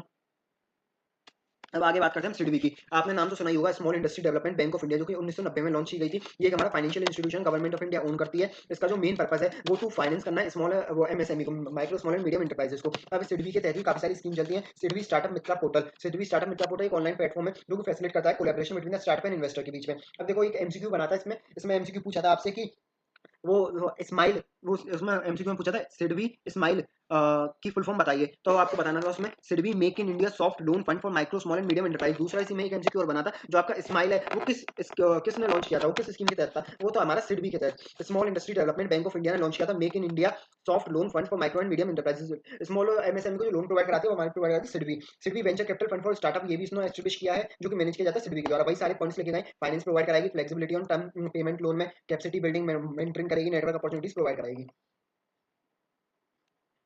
आगे बढ़ते हैं, national research development corporation NRDC. NRDC एक ऐसी ऑर्गेनाइजेशन है जो कि हमारी primary public sector enterprises under the ministry of science and technology, government of India, ministry of science और टेक्नोलॉजी के अंदर ये एस्टैब्लिश की गई है हमारी एनआरडीसी। एनआरडीसी 1953 में एस्टैब्लिश करी गई है। ये प्रमोट करती है हमारी रिसर्च को, प्रमोट करती है रिसर्च एंड डेवलपमेंट को अमंग द एंटरप्रेन्योर्स। जो यूनिवर्सिटीज वगैरह में लेबोरेटरी एस्टैब्लिश करती है NRDC, play pivotal role in facilitating the technology transfer, intellectual property right. Entrepreneurs को हमारी टेक्नोलॉजी बिजनेस इंक्यूबेटर स्कीम्स को प्रोवाइड कराती है, और तुम्हारे एंटरप्रेन्योरशिप डेवलपमेंट प्रोग्राम्स इसने लॉन्च कर रखे हैं। Technology transfer and licensing, technology में मदद करती है, वही सारी चीजें टेक्नोलॉजी में मदद करेगी, टेक्नोलॉजी का इनोवेशन में फंडिंग प्रोवाइड कराएगी, नेटवर्किंग सर्विस प्रोवाइड कराएगी। Indian patent office IPO, Indian patent office है जो हमारा प्राइमरी गवर्नमेंट की एजेंसी है, जो कि हमारे ट्रेडमार्क और पेटेंट में डील करते हैं। ये स्टार्टअप को जल्दी पेटेंट और ट्रेडमार्क ऑब्टेन करने में मदद करती है। ये ऑफिस होता है, कंट्रोल किया जाता है control general of patent design and trademark के तहत अंडर डीपीआईटी। ये किसके तहत है ये डिपार्टमेंट, वो ये हमारा डिपार्टमेंट अंडर है डीपीआईटी के अंदर। अब जो आईपीओ ऑफर करती है सर्वल स्कीम्स को, अब वो स्कीम कौन कौन सी है? Patent facilitation cell, patent facilitation cell है established by the IPO to provide assistance and guidance to the small entities to obtain, तुम्हारा पेटेंट ऑब्टेन करने में स्टार्टअप से स्मॉल एंटिटीज की मदद करती है। Facilitation for the intellectual property protection, intellectual property protection मतलब पेटेंट वगैरह ऑब्टेन करने में स्टार्टअप्स की मदद करती है, प्लस में up to 80% of the patent fees उनको रिफंड कराने में मदद करती है। मतलब स्टार्टअप में अगर पेटेंट वगैरह की मेंटेनेंस फीस पे कर रहे हैं तो अप टू 80% पेटेंट फीस उनको रिफंड कर दी जाएगी, अगर वो स्टार्टअप की क्राइटेरिया को मीट कर रहा है तो। Fast track examination for the patent for startup, fast track examination के लिए भी मदद करती है स्टार्टअप के लिए, फास्ट ट्रैक के तरीके से आप अपना पेटेंट ऑब्टेन कर सकते हैं। अब स्टार्टअप वही सारी चीजें क्या क्या लिखा है, इंटेलेक्चुअल प्रॉपर्टी की वो एनहेंस करने में मदद करती है। दूसरा आपको फाइनेंस वगैरह प्रोवाइड कराएगी, फंडिंग में मदद कराएगी, क्रिएटिविटी में। अब ऐसे ही स्टार्टअप वो दे रखे हैं हमारे इंस्टीट्यूशन जो सपोर्ट करते हैं स्टार्टअप को, डीपीआईटी, नीति आयोग 2015 का, स्टार्टअप इंडिया 2016 का, और तुम्हारा SIDBI small industry development bank of India है आपकी, एनआरडीसी है 1953 का, इंडियन पेटेंट ऑफिस है। ऐसे सारे ऑर्गेनाइजेशन है, आपको उनकी जो एस्टेब्लिशमेंट की डेट है वो याद रखनी है, वो एस्टेब्लिशमेंट का जो ईयर है। ये तो हमने बात की थी सेंट्रल लेवल इंस्टीट्यूशन। अब बात करते हैं जो स्टेट लेवल इंस्टीट्यूशन है जो सपोर्ट प्रोवाइड करते हैं टू द स्टार्टअप। देखो सेंट्रल स्टेट लेवल में काफी सारे इंस्टीट्यूशन है जो कि सपोर्ट प्रोवाइड करते हैं टू द स्टार्टअप, जैसे कि आंध्र प्रदेश इनोवेशन सोसाइटी। आपको इसके अंदर से रीडिंग नहीं करनी है, केवल ऊपर ऊपर से पॉइंट देखना है इसका। आंध्र प्रदेश ने भी इनोवेशन सोसाइटी बना रखी है, बिहार एंटरप्रेन्योरशिप डेवलपमेंट एजेंसी बना रखी है, बिहार ने बना रखी है, छत्तीसगढ़ ने बना रखी है, गोवा ने बना रखी है। तो आप देख रहे हैं nearly each and every state ने अपनी कुछ ना कुछ एक वो बना रखी है, एक इंस्टीट्यूशन बना रखा है जो कि हमारे स्टार्टअप्स को प्रमोट करेगा। इससे पता चलता है जो हमारी स्टेट गवर्नमेंट है वो भी कितनी एक्टिव है टू प्रमोट द स्टार्टअप। जैसे जम्मू कश्मीर की है हमारी, झारखंड, कर्नाटक, मध्य प्रदेश, मेघालय, मणिपुर, नागालैंड, इन सब के अंदर वही बात लिखी गई है टू प्रमोट द स्टार्टअप्स। ये इंस्टीट्यूशन बनाए गए हैं। Sikkim, Tripura, Uttarakhand startup policy, West Bengal industrial development corporation, Arunachal Pradesh, Mizoram, Uttar Pradesh startup policy, और मध्य प्रदेश लघु उद्योग। ऐसे काफी सारी हमारी ऑर्गेनाइजेशन है, काफी सारी इंस्टीट्यूशन जो स्टेट गवर्नमेंट ने एस्टेब्लिश किए गए to promote the development of the startups. अब कुछ अदर एजेंसीज आती हैं जो कि हमारे प्रमोट करती हैं स्टार्टअप्स के डेवलपमेंट के लिए। वो एजेंसीज कौन कौन सी हैं? सबसे पहले आते हैं confederation for the Indian industry, CII. इसकी फुल फॉर्म याद रखना, CII is the one of the Indian primary business association representing the wide spectrum of industry sector. It plays a key role in advocating the policy reform, promoting the economic development, facilitating the business networking. वही बात लिखी गई है, ये एक बहुत ही important organisation है जो कि रिप्रेजेंट करती है इंडस्ट्री और सेक्टर्स को। CII federation of Indian chambers of commerce and industry, FICCI. इनकी हमेशा फुल फॉर्म याद रखना है, फुल फॉर्म आपके एमसीक्यू में जरूर पूछेंगे वो। Federation of Indian chambers of commerce and industries another leading industry association in India, जो कि हमारी सपोर्ट करेगी स्टार्टअप्स वगैरह को on advocacy and trade promotion, fostering the entrepreneurship. ये जो हमारी एफआईसीसीआई है ये हमारी गवर्नमेंट ऑफ इंडिया से भी अपील करती है to relax the norms for startups. Association of chamber of commerce and industries, ये भी वही चीज है आपकी इंस्टीट्यूशन जो कि प्रमोट करेगा economic development of the country through promoting the startups.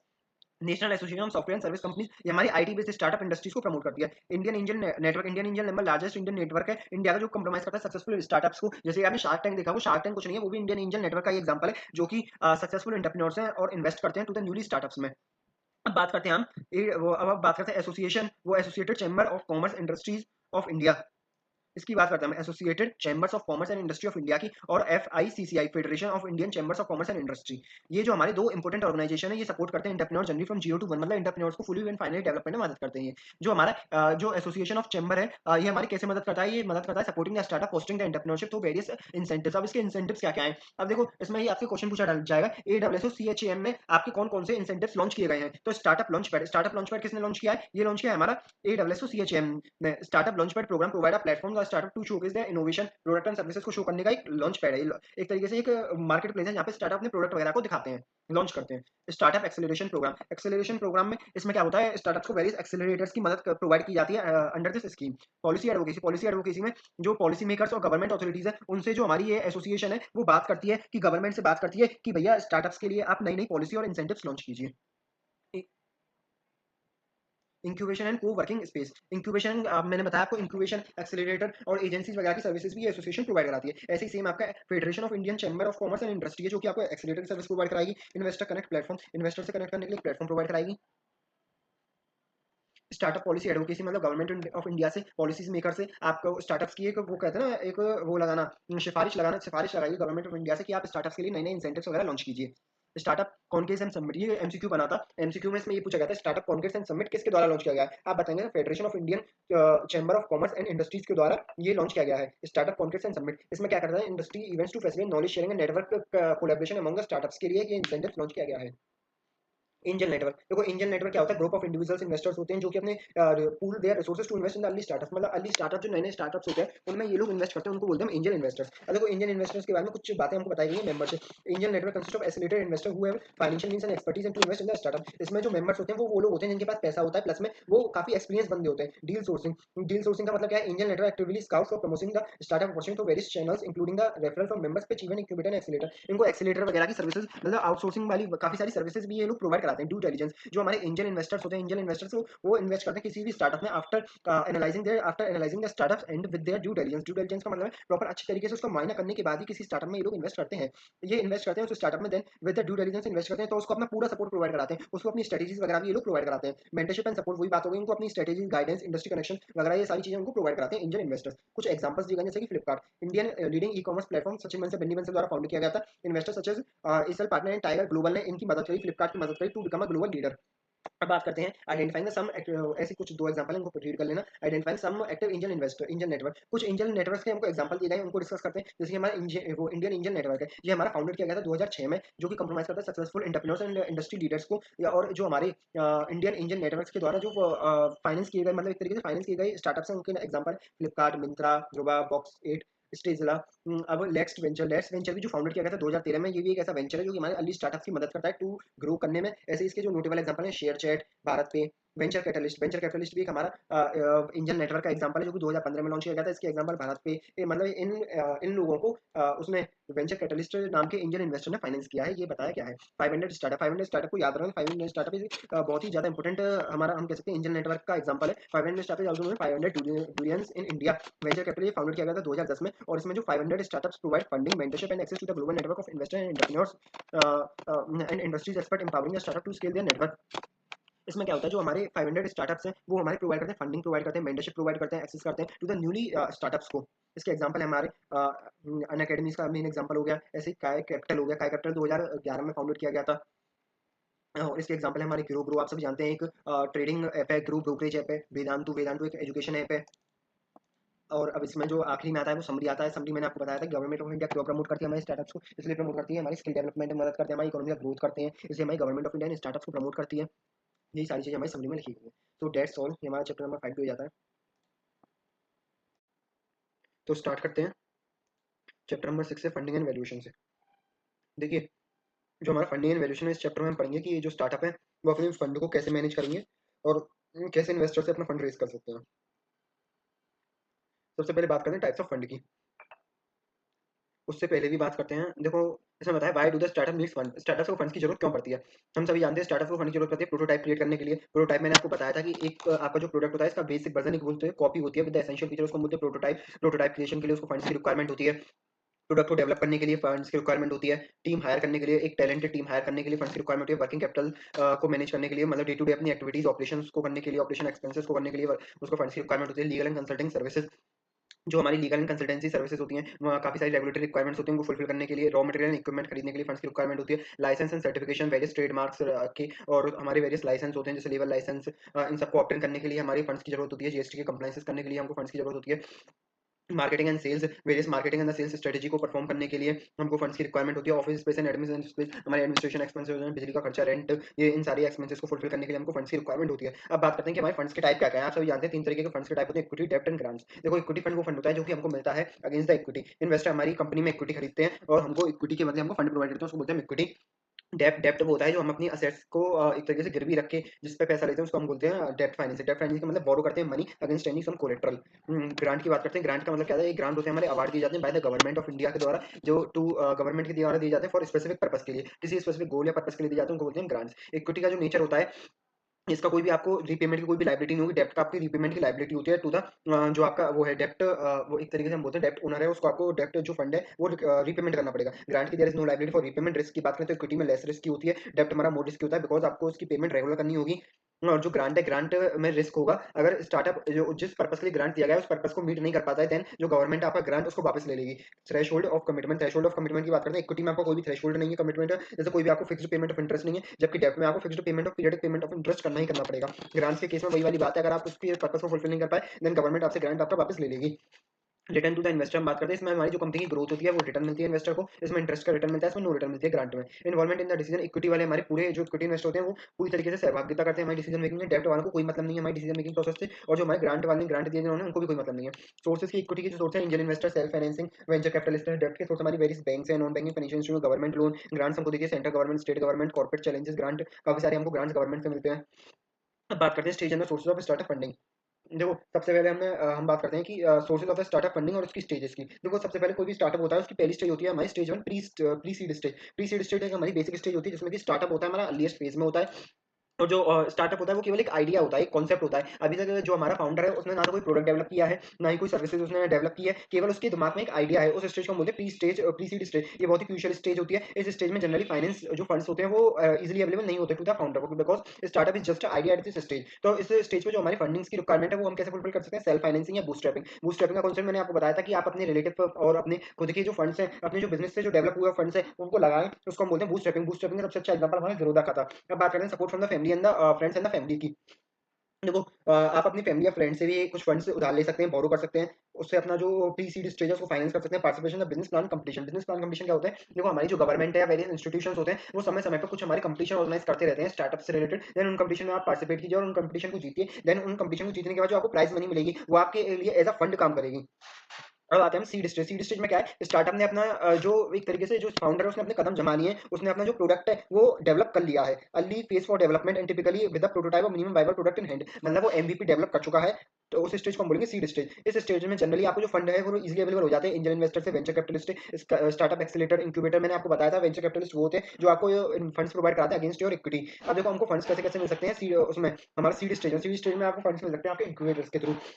Incubators ऐसी एजेंसीज होती हैं जो आपको फंड प्रोवाइड कराती हैं, मतलब आपको वेरियस टाइप की सर्विसेज प्रोवाइड कराती हैं। इंक्यूबेटर बोले तो एक ऐसी एजेंसी जो हमारे स्टार्टअप को प्रमोट करती हैं। प्रमोट किस सेंस में करती हैं? एक उनको फंड प्रोवाइड करा के उनको नेटवर्किंग अपॉर्चुनिटीज प्रोवाइड कराते हैं, और उनका जो ग्रोथ है उसको बढ़ा के उनको वेरियस टाइप की स्ट्रेटजीज वगैरह बता के, ऐसी जो एजेंसी होती है उनको बोलते हैं इंक्यूबेटर। इंक्यूबेटर आपको फाइनेंस कर सकते हैं इस स्टेज में। गवर्नमेंट की लोन्स की स्कीम उनसे आप फाइनेंस रेज कर सकते हैं। इंडियन इन्वेस्टर्स होते हैं हमारे, इंडियन इन्वेस्टर जो आपकी इक्विटी लेके आपको पैसा देंगे, उनके पास आप जा सकते हैं। Crowd funding. क्राउड फंडिंग एक ऐसा प्लेटफॉर्म होता है जिसमें आप मनी रेज करते हैं through the very small investors के थ्रू। आप जो मनी रेज करेंगे उसको हम बोलेंगे crowd funding. Large number of the individuals each contributing a small amount, इसको हम बोलेंगे crowd funding. Series a stage. Series a stage कौन सी स्टेज होती है? जिसमें कि जो स्टार्टअप है वो अपने कॉन्सेप्ट को प्रूव कर चुका है, मतलब उसको अब रेवेन्यू जनरेट होना स्टार्ट हो गया है, उसने एमबीपी भी डेवलप कर लिया, अब उसको जो मार्केट में रेवेन्यू की ग्रोथ उसकी होनी चालू हो गई है। देन इस स्टेज को बोलेंगे series a step. Series a step में भी काफी सारे अवेलेबल है आपके पास। वेंचर कैपिटलिस्ट के पास जा सकते हो जो कि आपके हाई नेटवर्क इंडिविजुअल्स होते हैं। ये लोग ये आपको ये आपको क्या नाम है फंड्स प्रोवाइड करेंगे against your against the stake in the equity. Banks और एनबीएफसी के पास जा सकते हो आप to raise the funds as a dept. Venture डेप्ट फंड, वेंचर जैसे वेंचर कैपिटल प्रोवाइड कराते हैं इन फॉर्म ऑफ इक्विटी के अगेंस्ट में, और वैसे ही वेंचर आपको डेप्ट फंड भी प्रोवाइड कराते हैं, उनको हम बोलते हैं वेंचर डेप्ट fund. Series B C D E stage. ये B C D E stage है जिसमें कि जो स्टार्टअप है वो वेल एस्टेब्लिश हो चुका है, उसको केवल फंडिंग चाहिए अपने स्केल को डेवलप करने पे, अपने स्केल को बढ़ाने के लिए, उसको अपना जो स्केल है वो डेवलप करना है। देन उसके लिए जो फंडिंग चाहिए होती है उस स्टेज को हम बोलते हैं stage four, series B C D stage. इस स्टेज में आपके सामने काफी सारे वो प्लेटफॉर्म्स खुल जाते हैं। आप अपनी जो फंड्स है उनको वेंचर कैपिटलिस्ट से वेरियस कॉम्बिनेशन से रेज कर सकते हैं, इंस्टीट्यूशनल इन्वेस्टर से, वेंचर कैपिटलिस्ट से, आप अपने इंडियन इन्वेस्टर से फंड रेज कर सकते हैं। मिक्स आप फंडिंग रेज कर सकते हैं through venture capital, private equity, hedge fund, strategic investors contributing a substantial amount to support the companies continued expansion and innovation efforts को। अब बात करें series B C D, so happens generally when the companies become the massive. मैंने आपको बताया company जो हमारा startup है वो पूरी तरह से डेवलप हो चुका है, बस उसको अपना साइज डेवलप करना है, but still want to stay as a private और आईपीओ मोड में। अब उसको अपना स्केल भी डेवलप करना है, प्लस में साथ ही वो चाहता है कि जो उसकी जो स्टेक है, इक्विटी है, वो केवल प्राइवेट हैंड्स में ही रहे, मतलब पब्लिकली इसकी इक्विटी ना हो। देन उस केस में आप जाएंगे series B C D stage में। अब इस केस में आप वेंचर कैपिटल से फंड रेज कर सकते हैं, प्राइवेट इक्विटी या इन्वेस्टमेंट आपकी जो फंड्स होती हैं उनको आप अपने शेयर्स बेच के आप इक्विटी रेज कर सकते हैं। एग्जिट और scale up strategy, scale state up series, इस सीरीज में से स्टेज में क्या होता है कि जो हमारा स्टार्टअप होता है वो अपना आईपीओ लाता है मार्केट में, आईपीओ लाके अपने जो शेयर्स हैं उसको पब्लिकली बेच देता है। देन उस केस में पब्लिकली जैसे आपके शेयर्स आते हैं मार्केट में, देन जो स्टार्टअप है वो हमारा एग्जिट कर जाता है। देखो फिफ्थ स्टेज क्या आती है, फिफ्थ स्टेज वो स्टेज आती है जिसमें कि जो हमारे फाउंडर्स होते हैं आईपीओ के, वो अपना शेयर्स बेचने चाहते हैं, अपनी जो इक्विटी है उसको सेल करना चाहते हैं जिससे कि वो अपने एग्जिट कर सके। एग्जिट स्ट्रेटजी में वही स्ट्रेटजी होती है कि एक इनिशियल पब्लिक ऑफर वो मार्केट में इंट्रोड्यूस करते हैं फाउंडर्स ऑफ स्टार्टअप्स। देन वो आईपीओ के जो शेयर्स होते हैं वो पब्लिक खरीदती है उन शेयर्स को। देन इस हिसाब से जो हमारे जो फाउंडर्स होते हैं वो अपने आईपीओ, अपने जो स्टार्टअप है उसको बेच जाते हैं। देखो कॉमन एग्जिट स्ट्रेटजीज जो हमारी होती है वो एक तो होती है आईपीओ इनिशियल पब्लिक ऑफर, आप सभी जानते हैं, जिसमें कि वो अपनी जो शेयर्स होते हैं वो स्टॉक एक्सचेंज में लाते हैं, स्टॉक एक्सचेंज में वो पब्लिक उनको सब्सक्राइब करती है। मर्जर एंड एक्विजिशन की बात करते हैं, मर्जर एंड एक्विजिशन कोई भी स्टार्टअप होता है, कोई भी अच्छा स्टार्टअप होता है, किसी भी अदर कंपनी को उसमें अगर स्कोप लगता है, देन वो कंपनी उस स्टार्टअप को डायरेक्टली एक्वायर कर लेती है। देन उस स्टेज को उसको हम बोलते हैं मर्जर एंड एक्विजिशन। और फिर selling of shares, selling of shares का मतलब क्या है, इन्वेस्टर्स अपने शेयर्स को, इक्विटी शेयर्स को अदर वेंचर कैपिटल से प्राइवेट इक्विटी फर्म को बेच देते हैं, इस हिसाब से भी वो एग्जिट कर जाते हैं। बायबैक का मतलब क्या होता है, बायबैक का मतलब होता है जो फाउंडर्स अपने शेयर्स खुद ही खरीद लेते हैं, उस स्टेज को हम बोलते हैं बायबैक। अब बात करते हैं परक्यूसिट्स, अब बात करते हैं हम परक्यूसिट्स ऑफ स्टार्टअप फंडिंग्स। अब हम बात कर रहे थे प्रीक्यूर्सर्स ऑफ स्टार्टअप फंडिंग्स। अब देखो कोई भी स्टार्टअप अगर वो फंडिंग के लिए जाता है तो उसको क्या-क्या स्टेप्स फॉलो करने पड़ेंगे। सबसे पहले कोई भी स्टार्टअप अगर फंडिंग के लिए जाता है, उसको फंडिंग की रिक्वायरमेंट होती है, तो सबसे पहले उसको असेस करना पड़ेगा उसकी नीड्स फॉर फंड, मतलब उसको कितनी फंड की रिक्वायरमेंट है। तो सबसे पहले स्टार्टअप को देखना पड़ेगा कि उसको जो फंड है वो कितनी रिक्वायरमेंट है, किस-किस चीज़ों में उस फंड को वो स्पेंड करेगा, खर्च करेगा। और दूसरा अपकमिंग 2, 4 और 10 ईयर्स के लिए उसके उस फंड से क्या टारगेट रहेंगे, उस फंड से वो खर्च करने के बाद क्या अचीव करना चाहता है। सबसे पहले किसी भी स्टार्टअप को ये अचीव करना बहुत ही ज़्यादा ज़रूरी है। It is essential to determine what is the need for fund, what is the need of fund. अब बात करें generally for the tech startup funds की जो रिक्वायरमेंट क्या होती है, कि हमारे प्रोडक्ट को डेवलप करने के लिए, स्केलेबिलिटी या ग्रोथ के लिए, अपना स्केल ऑफ ऑपरेशन बढ़ाने के लिए, talent acquisition, highly skilled team को अपने यहाँ पर एम्प्लॉय करने के लिए, मार्केट एक्सपेंशन के लिए, अपना जो ग्रोथ है, अपना जो शेयर्स है, मार्केट शेयर्स को बढ़ाने के लिए हमको फंड की रिक्वायरमेंट होती है। अब बात करते हैं assessing the investment deadlines. Assessing the investment deadlines का मतलब रेडीनेस। रेडीनेस का मतलब क्या होता है, देखो startup must not only recognize their funds need but also assess the readiness to secure the investment by addressing the criteria for the investor prioritize. मतलब क्या है, स्टार्टअप ने ये तो असेस कर लिया उसको रिक्वायरमेंट कितनी है फंड्स की, बट उसको साथ-साथ में जो फाउंडर्स हैं स्टार्टअप के, उनको ये भी ध्यान में रखना है कि जो हमारा इन्वेस्टमेंट है वो हम इन्वेस्टर से कैसे सीक कर सकते हैं, मतलब कैसे ऑब्टेन कर सकते हैं, उस इन्वेस्टमेंट को कैसे रेडीनेस कर सकते हैं। Recognizing the need for the funding is a crucial for startup, but equally significant in gauging their readiness to seek the investment, convincing the investors means on demonstrating a solid revenue projection and potential return। इसका इस point का मतलब केवल यह है कि आप investor से अपने फंड को कैसे रेज कर सकते हैं, कैसे रेज कर सकते हैं, वो सारे पॉइंट्स हमको नीचे दिए गए हैं। असेसिंग द इन्वेस्टमेंट रेडीनेस का मतलब है कि आप कैसे अपने जो इन्वेस्टर है उससे अपना फंड्स है उसको रेज कर सकते हैं। अब कैसे कैसे रेज कर सकते हैं उसके पॉइंट्स दे रखे हैं, revenue growth and market position. Investor को सबसे पहले आप ये बताएं कि हमारी जो प्रोडक्ट की जो मार्केट डिमांड है वो कितनी अच्छी है, हमारा जो मार्केट का पोजीशन है, मार्केट का शेयर है वो कितना है। अगर उसको अच्छा लगेगा देन वो हमारे स्टार्टअप में इन्वेस्ट करेगा। फेवरेबल रिटर्न इन्वेस्टमेंट, इन्वेस्टर को आप बताएं कि आपका जो रिटर्न इन्वेस्टमेंट कितना है। सब दूसरे फिर आप बताएं इन्वेस्टर को time to break even profitability, कि हमारे जो ब्रेक इवन है हम किस पॉइंट पर अचीव करेंगे, और हमारा जो प्रॉफिटेबिलिटी का स्केल है वो कब हमारा अचीव होगा, कितने टाइम में अचीव होगा। यूनिकनेस एंड कम्पिटिटिव एडवांटेज भी अपने स्टार्टअप की बताएं। Entrepreneur vision and future plan, अपना विजन मिशन गोल्स बताएं। Reliable passionate and talented team, आप बताएं कि हमारे पास जो टीम है हमारे अंडर जो काम कर रही है वो रिलायबल है, पैशनेट एंड वो है कॉन्फिडेंट टीम है। अब बात करें preparation of pitch deck. Preparation of pitch deck, अभी देखो हम कौन कौन से पॉइंट पढ़ रहे हैं, हम वो पॉइंट पढ़ रहे हैं कि जो आप किसी भी स्टार्टअप के लिए जो फंडिंग एक्वायर करेंगे, देन उस समय आपको क्या क्या बातें ध्यान रखनी है। सबसे पहले आपको कितने फंड्स की रिक्वायरमेंट है, देन आप इन्वेस्टर्स को क्या क्या बताएंगे जिससे कि आपको फंड्स रेडली अवेलेबल हो जाएंगे। फिर हम बात करें preparation of pitch deck. Pitch deck को आप कैसे प्रिपेयर करेंगे, देखो पिच डेक के बारे में मैंने आपको बताया था। पिच डेक एक प्रेजेंटेशन होती है जिसमें कि जो इन्वेस्टर जो हमारा इन्वेस्टर है उसके बिहाफ पे आपके स्टार्टअप में इन्वेस्ट करेगा, इसलिए जो हमारे एंटरप्रेन्योर्स होते हैं उनको ये विजुअल प्रेजेंटेशन बहुत ही अच्छी तरीके से बनानी है। उनको प्रेजेंटेशन में पहला पॉइंट अपना बताना है, इंट्रोडक्शन बताना है अपनी कंपनी के बारे में, देन अपना प्रॉब्लम स्टेटमेंट बताना है कि हमारा जो मार्केट में प्रेजेंटली प्रॉब्लम चल क्या रही है, और हमारा प्रोडक्ट उस प्रोडक्ट में सर्विस प्रॉब्लम को कैसे सॉल्व कर रहे हैं। मार्केट की अपॉर्चुनिटीज बताएं, बिजनेस मॉडल अपना बताएं उनको, टीम वगैरह के बारे में आप बताएं उनको, फाइनेंशियल प्रोजेक्शंस बताएं कि आने वाले सालों में कि हमारा जो स्टार्टअप है वो कितना रेवेन्यू जनरेट करेगा। अपनी फिर एंड में आप उनको बताएं कि हम कितने इक्विटी के लिए कितना फंड्स आपको देंगे। कॉल टू एक्शन में आप कंक्लूड करें strong call to inviting the investor to engage the further in expansion, readiness to discuss the investment opportunity. Last में उनसे उनकी इन्वेस्टमेंट की अपॉर्चुनिटी डिस्कस करें कि आप हमको कितना फंड प्रोवाइड कर सकते हैं फॉर हाउ मच इक्विटी। फिर आप इन्वेस्टर टारगेटिंग का मतलब क्या है? Each venture capitalist firm operate according to the investment, ठीक है, thesis are strategic framework guidelines the investment decision, these thesis outline the firm preferred stage of investment, geographical focus. ये अब हमने आपको जब भी फंड रेज करना है तो आपको सबसे पहले ध्यान में रखनी है कि आप कौन से इन्वेस्टर को टारगेट करना चाहते हैं। आपको पोटेंशियल इन्वेस्टर्स जो आपके स्टार्टअप में इन्वेस्ट कर सकते हैं उन इन्वेस्टर्स को आपको रीच करना है। आइडेंटिफाइंग द एक्टिव इन्वेस्टर कौन कौन से हैं, उनमें से जो आपके सेक्टरल प्रेफरेंस वाले इन्वेस्टर हैं, जो आपके सेक्टर में इन्वेस्ट करने के लिए प्रेफरेंस रखते हैं, उनको आइडेंटिफाई कीजिए और फिर उनसे आप कम्युनिकेट कीजिए, देन उनको पिच दीजिए। अब बात करते हैं due diligence by the interested investor. अब कोई भी इन्वेस्टर आपके स्टार्टअप में जब भी इन्वेस्ट करेगा तो वो अपना ड्यू डिलिजेंस है। ड्यू डिलिजेंस का मतलब है क्रिएटिव थिंकिंग से साथ वो ये सोचेगा कि आपके स्टार्टअप में स्कोप है भी या नहीं है। वेंचर कैपिटलिस्ट और एंजल इन्वेस्टर ड्यू डिलिजेंस के आप सोचेंगे कि आपके स्टार्टअप में इन्वेस्ट करें या नहीं करें। अगर वो सेटिस्फाई हो जाता है देन आपके स्टार्टअप में वो लोग इन्वेस्ट कर देंगे। टर्म शीट का मतलब क्या होता है? एक non binding contract, non binding agreement होता है जिसमें कि जो कि हमारे वेंचर कैपिटलिस्ट फर्म इनको प्रिपेयर करती है, उसमें वो ये लिखती है अपने रूल्स एंड रेगुलेशन किस हिसाब से वो आपकी फर्म में आपके स्टार्टअप में इन्वेस्ट करेंगे। उसमें जो आपकी टर्म्स एंड कंडीशंस होंगी वो लिखी जाती है आपकी टर्म शीट में। नॉन बाइंडिंग इसलिए होता है क्योंकि जो हमारे इन्वेस्टर्स हैं वो उसको प्रिपेयर करके आते हैं, जब आपकी वो इंटरेस्ट हो जाएंगे स्टार्टअप में इन्वेस्ट करेंगे देन ये टर्म शीट फाइनलाइज की जाएगी।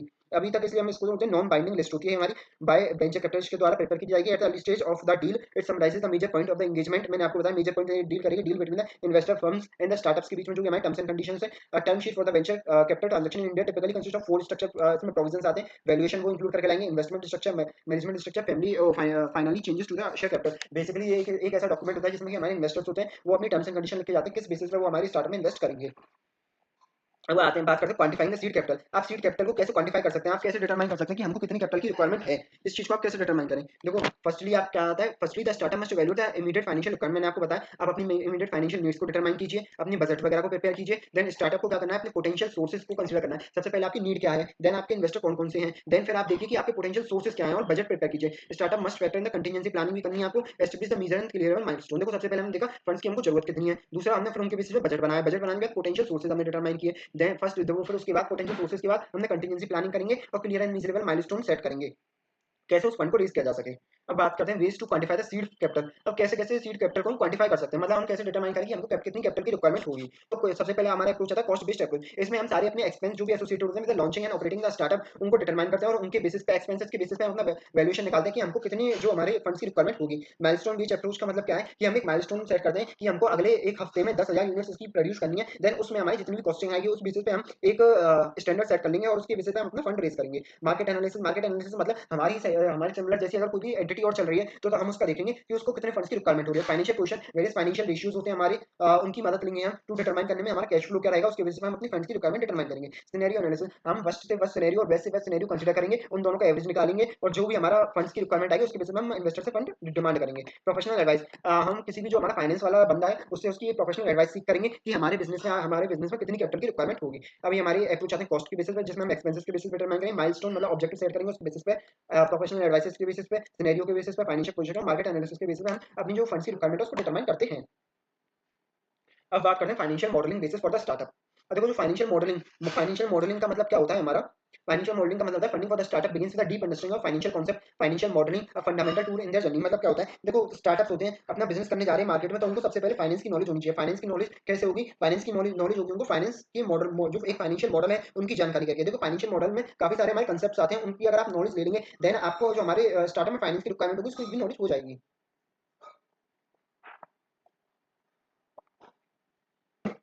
अब हम बात करते हैं कि फाइनेंशियल जो मॉडलिंग है उसके कंपोनेंट्स क्या क्या हैं। अगर इनकी आप नॉलेज ऑब्टेन कर लेंगे देन आपको अपने फंड्स की रिक्वायरमेंट पता चल जाएगी। रेवेन्यू फोरकास्टिंग पहला मॉडल जिसमें हम ये आइडेंटिफाई करेंगे हमारी जो मेन सोर्स ऑफ रेवेन्यू है वो कौन कौन से हैं और प्लस में उनसे कितना रेवेन्यू हम जनरेट कर सकते हैं। एक्सपेंस मॉडलिंग में हम ये डिटरमाइन करेंगे कि हमारा कितना एक्सपेंस होगा और किस किस चीज़ों में हमारा एक्सपेंस होगा, उसके बेसिस पे हम अपना डिटरमाइन करेंगे कि हमारे लिए कितने फंड्स की रिक्वायरमेंट होगी। जैसे एक्सपेंस मॉडलिंग में हम अपनी सैलरीज वगैरह डिटरमाइन करेंगे, रेंट को डिटरमाइन करेंगे कितना रेंट हमको पे करना होगा। कैश फ्लो प्रोजेक्शन, हम कैश फ्लो स्टेटमेंट बनाएंगे, उसके आधार पर हम डिटरमाइन करेंगे हमारी एंटिटी में कितना कैश फ्लो रहेगा और हमको कितने फंड्स की रिक्वायरमेंट पड़ेगी। प्रॉफिटेबिलिटी एनालिसिस करेंगे कि हमारी जो एंटिटी है वो कितना प्रॉफिट अर्न कर पाएगी, कितना जीपी अर्न कर पाएगी, कितना एनपी अर्न कर पाएगी। उसके बेसिस पे हम अपनी जो फाइनेंशियल मॉडलिंग के डिसीजन लेंगे, फाइनेंशियल फंड्स के डिसीजन लेंगे। Scenario analysis, worst and best scenarios को कंसीडर करेंगे। वैल्यूएशन में एस्टिमेटिंग वैल्यू, अपने स्टार्टअप की वैल्यू को एस्टिमेट करेंगे। जो हमारा एक रजिस्टर वैल्यूअर होते हैं उनसे अपनी जो स्टार्टअप है उसकी वैल्यू को डिटरमाइन करेंगे। उसके बेसिस पे अपने financial statement P and L balance sheet है उनको प्रिपेयर करवाएंगे और प्रिपेयर करने के बाद उनके बेसिस पे अपने फाइनेंशियल रेशियोज के बेसिस पे अपने डिसीजन लेंगे। Modern tool for financial analysis. For financial analysis मतलब फाइनेंशियल एनालिसिस क्या होता है, हमको फाइनेंशियल एनालिसिस का मतलब होता है कि हमारी जो पोजीशन है वो फेवरेबल है या नहीं है, हम इतने कैपेबल हैं कि अपने डेब्ट को पे कर पाएंगे या नहीं कर पाएंगे, ये सारे हमारे फाइनेंशियल एनालिसिस होते हैं। तो फाइनेंशियल एनालिसिस के जो मॉडर्न टूल है वो हमारे अकाउंटिंग सॉफ्टवेयर, जैसे कि हमारे क्विक बुक, फ्रेश बुक्स, ये हमारे वेरियस अकाउंटिंग सॉफ्टवेयर जो हमको फाइनेंशियल रेशियो जनरेट करके देते हैं, जो हमारी मदद करते हैं फाइनेंशियल एनालिसिस में। Financial planning and analysis software कुछ आ गए मार्केट में, जैसे कि हमारा एडेप्टिव इनसाइट्स हो गया, और हमारे ये दो तीन तरीके के सॉफ्टवेयर हैं जो हमारी फाइनेंशियल मॉडलिंग्स में हेल्प करते हैं। बिजनेस इंटेलिजेंस याद रखना, पावर बीआई एक इंपॉर्टेंट टूल है जो कि आपकी मदद करेगा फाइनेंशियल डेटा को एनालाइज करने में इन द रियल टाइम। इस पे एक बहुत ही इंपॉर्टेंट एमसीक्यू बनेगा आपका, रियल टाइम में फाइनेंशियल एनालिसिस में कौन मदद करेगा, वो करेगा हमारा business intelligence power BI. Power BI जो हमारा टूल है। अब फाइनेंशियल डैशबोर्ड देखो, फाइनेंशियल डैशबोर्ड मतलब कि आपकी जो की फाइनेंशियल मैट्रिक्स होती है, जैसे कितना आपका रेवेन्यू जनरेट होगा, कितना एक्सपेंस होगा, आपका कितना कैश फ्लो होगा, इन सब की प्रोजेक्शन करवाना ही हमको बोलते हैं फाइनेंशियल डैशबोर्ड। फाइनेंशियल डैशबोर्ड के भी आपके काफी सारे सॉफ्टवेयर मार्केट में अवेलेबल है, उनके बेसिस पे आप अपने फाइनेंशियल डैशबोर्ड पता कर सकते हैं। Forecasting and modelling, forecasting modelling का मतलब वही होगा आपका जो फ्यूचर में कितना रेवेन्यू जनरेट होगा, कितना आपका प्रॉफिट अर्न होगा, उसको हम बोलते हैं फोरकास्टिंग। फोरकास्टिंग के लिए हमारे कुछ हमारे सॉफ्टवेयर हैं, जैसे कि फाइन बॉक्स और डेमो, ये हमारे कुछ सॉफ्टवेयर हैं, आप इस्तेमाल कर सकते हैं। Expense management software, expense management software जैसे कि एक्सपेंसिफाई रिसिप्ट बैंक्स, ये हमारे ऑटोमेट कर देते हैं हमारे एक्सपेंस प्रोसेस को, हमको ये जानने में मदद करते हैं कि हमारा इन फ्यूचर या प्रेजेंट या पास्ट में जो भी हमारा एक्सपेंस हुआ है उसको डिटरमाइन करने में हमारी मदद करेंगे। अब हम बात करते हैं फाइनेंशियल एनालिटिक प्लेटफॉर्म्स। अब बात करते हैं फाइनेंशियल एनालिसिस प्लेटफॉर्म। देखो कुछ हमारे जो प्लेटफॉर्म होते हैं, जैसे कि प्लेटफॉर्म, फ्लोट, पल्स, ये हमारे फाइनेंशियल एनालिसिस बेसिकली वही हमारे फाइनेंशियल इशू का एनालिसिस करके हमको ये बताते हैं। Financial issue analysis, trend analysis और वेरियस तरह के बेंचमार्क एनालिसिस ये हमको करके बताते हैं। इंडिया में जो हमारे स्पेसिफिक टूल्स हैं फॉर स्टार्टअप्स के लिए जो कि हमको फाइनेंशियल एनालिसिस में मदद करते हैं, वो टैली ईआरपी 9, आप सभी परिचित है। टैली ईआरपी 9 एक सॉफ्टवेयर होता है जो हमको अकाउंटिंग करने में मदद करता है, प्लस में हमको various ratio analysis, GST compliance और फाइलिंग वगैरह में भी मदद करता है। ऐसे हमारा ज़ोलो बुक्स है, क्लियर टैक्स है, आप इनको रीड आउट कर सकते हैं। काफी तरीके के सॉफ्टवेयर हैं जो हमारी मदद करते हैं टू फाइनेंशियल एनालिसिस में। How the approach angel investor in the venture capitalist firm की बात करते हैं। हाउ टू अप्रोच, अब इनको कैसे अप्रोच करें। अब हमने फंड की रिक्वायरमेंट हमारी डिटरमाइन कर ली कि हमको फंड्स की कितनी रिक्वायरमेंट है, तो अब हम वेंचर कैपिटलिस्ट वगैरह को कैसे अप्रोच करें। सबसे पहले हम कर सकते हैं अटेंड कर सकते हैं startup event and conference. Various organization हमारी स्टार्टअप और कॉन्फ्रेंसेस ऑर्गेनाइज करती हैं, इवेंट और कॉन्फ्रेंसेस। उन कॉन्फ्रेंसेस में आप पार्टिसिपेट करें, देन आप अपने वेंचर कैपिटलिस्ट और जो हमारे एंजल इन्वेस्टर हैं उनको रीच कर सकते हैं। Leverage the online platform, various हमारे ऑनलाइन प्लेटफॉर्म्स हैं, जैसे कि LetsVenture, AngelList India, इन सब प्लेटफॉर्म पे अपने आप को रजिस्टर करें। देन रजिस्टर करने के बाद आपको जो हमारे वो वेरियस स्टार्टअप ऑर्गेनाइजेशन है, वेंचर कैपिटलिस्ट है, वो आपको रीच करेंगे।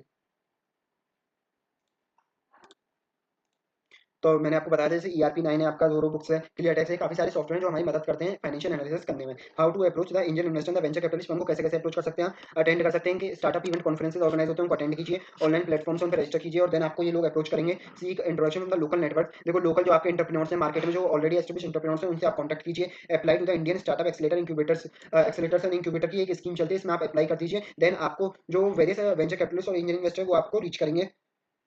Crafting a compelling pitch and direct outreach, आप अपनी मतलब डेवलप कीजिए एक well craft pitch deck tailor to the Indian market, highlight your startup unique value proportion the market opportunity and transaction, reach out directly to the target angel investor in the venture capital through the email और LinkedIn. Email LinkedIn के through आप इनको reach कर सकते हैं। आप एक compiling pitch create करके उस पर लिंक्डइन पे डाल दीजिए, देन आपको जो वो है वेंचर कैपिटलिस्ट एंजल इन्वेस्टर, ये आपको रीच करेंगे। Seek step by step guidance to approaching investor, कैसे आप इन्वेस्टर्स को रीच कर सकते हैं। प्रिपेयर और सबसे पहले अपनी पिच बनाइए, क्लियर पिच बनाइए जो कि प्रॉब्लम सॉल्विंग करने वाली हो और यूनिक हो। उसको क्या करना है, रिसर्च इन्वेस्टर्स, फिर आप अपने इन्वेस्टर्स को ढूंढिए, पोटेंशियल इन्वेस्टर कौन से, देन उनको अपनी पिच दीजिए। Then craft a compelling pitch, short and concise presentation आइए उनके सामने प्रेजेंट कीजिए। Read out the investor, pitch your startup, then अपने स्टार्टअप को पिच कीजिए, स्टोरी टेलिंग की तरह उनको सुनाइए। Follow up and close the deal, then finally उनके सामने एक डील रखिए, देन उस डील को आप निगोशिएट कीजिए।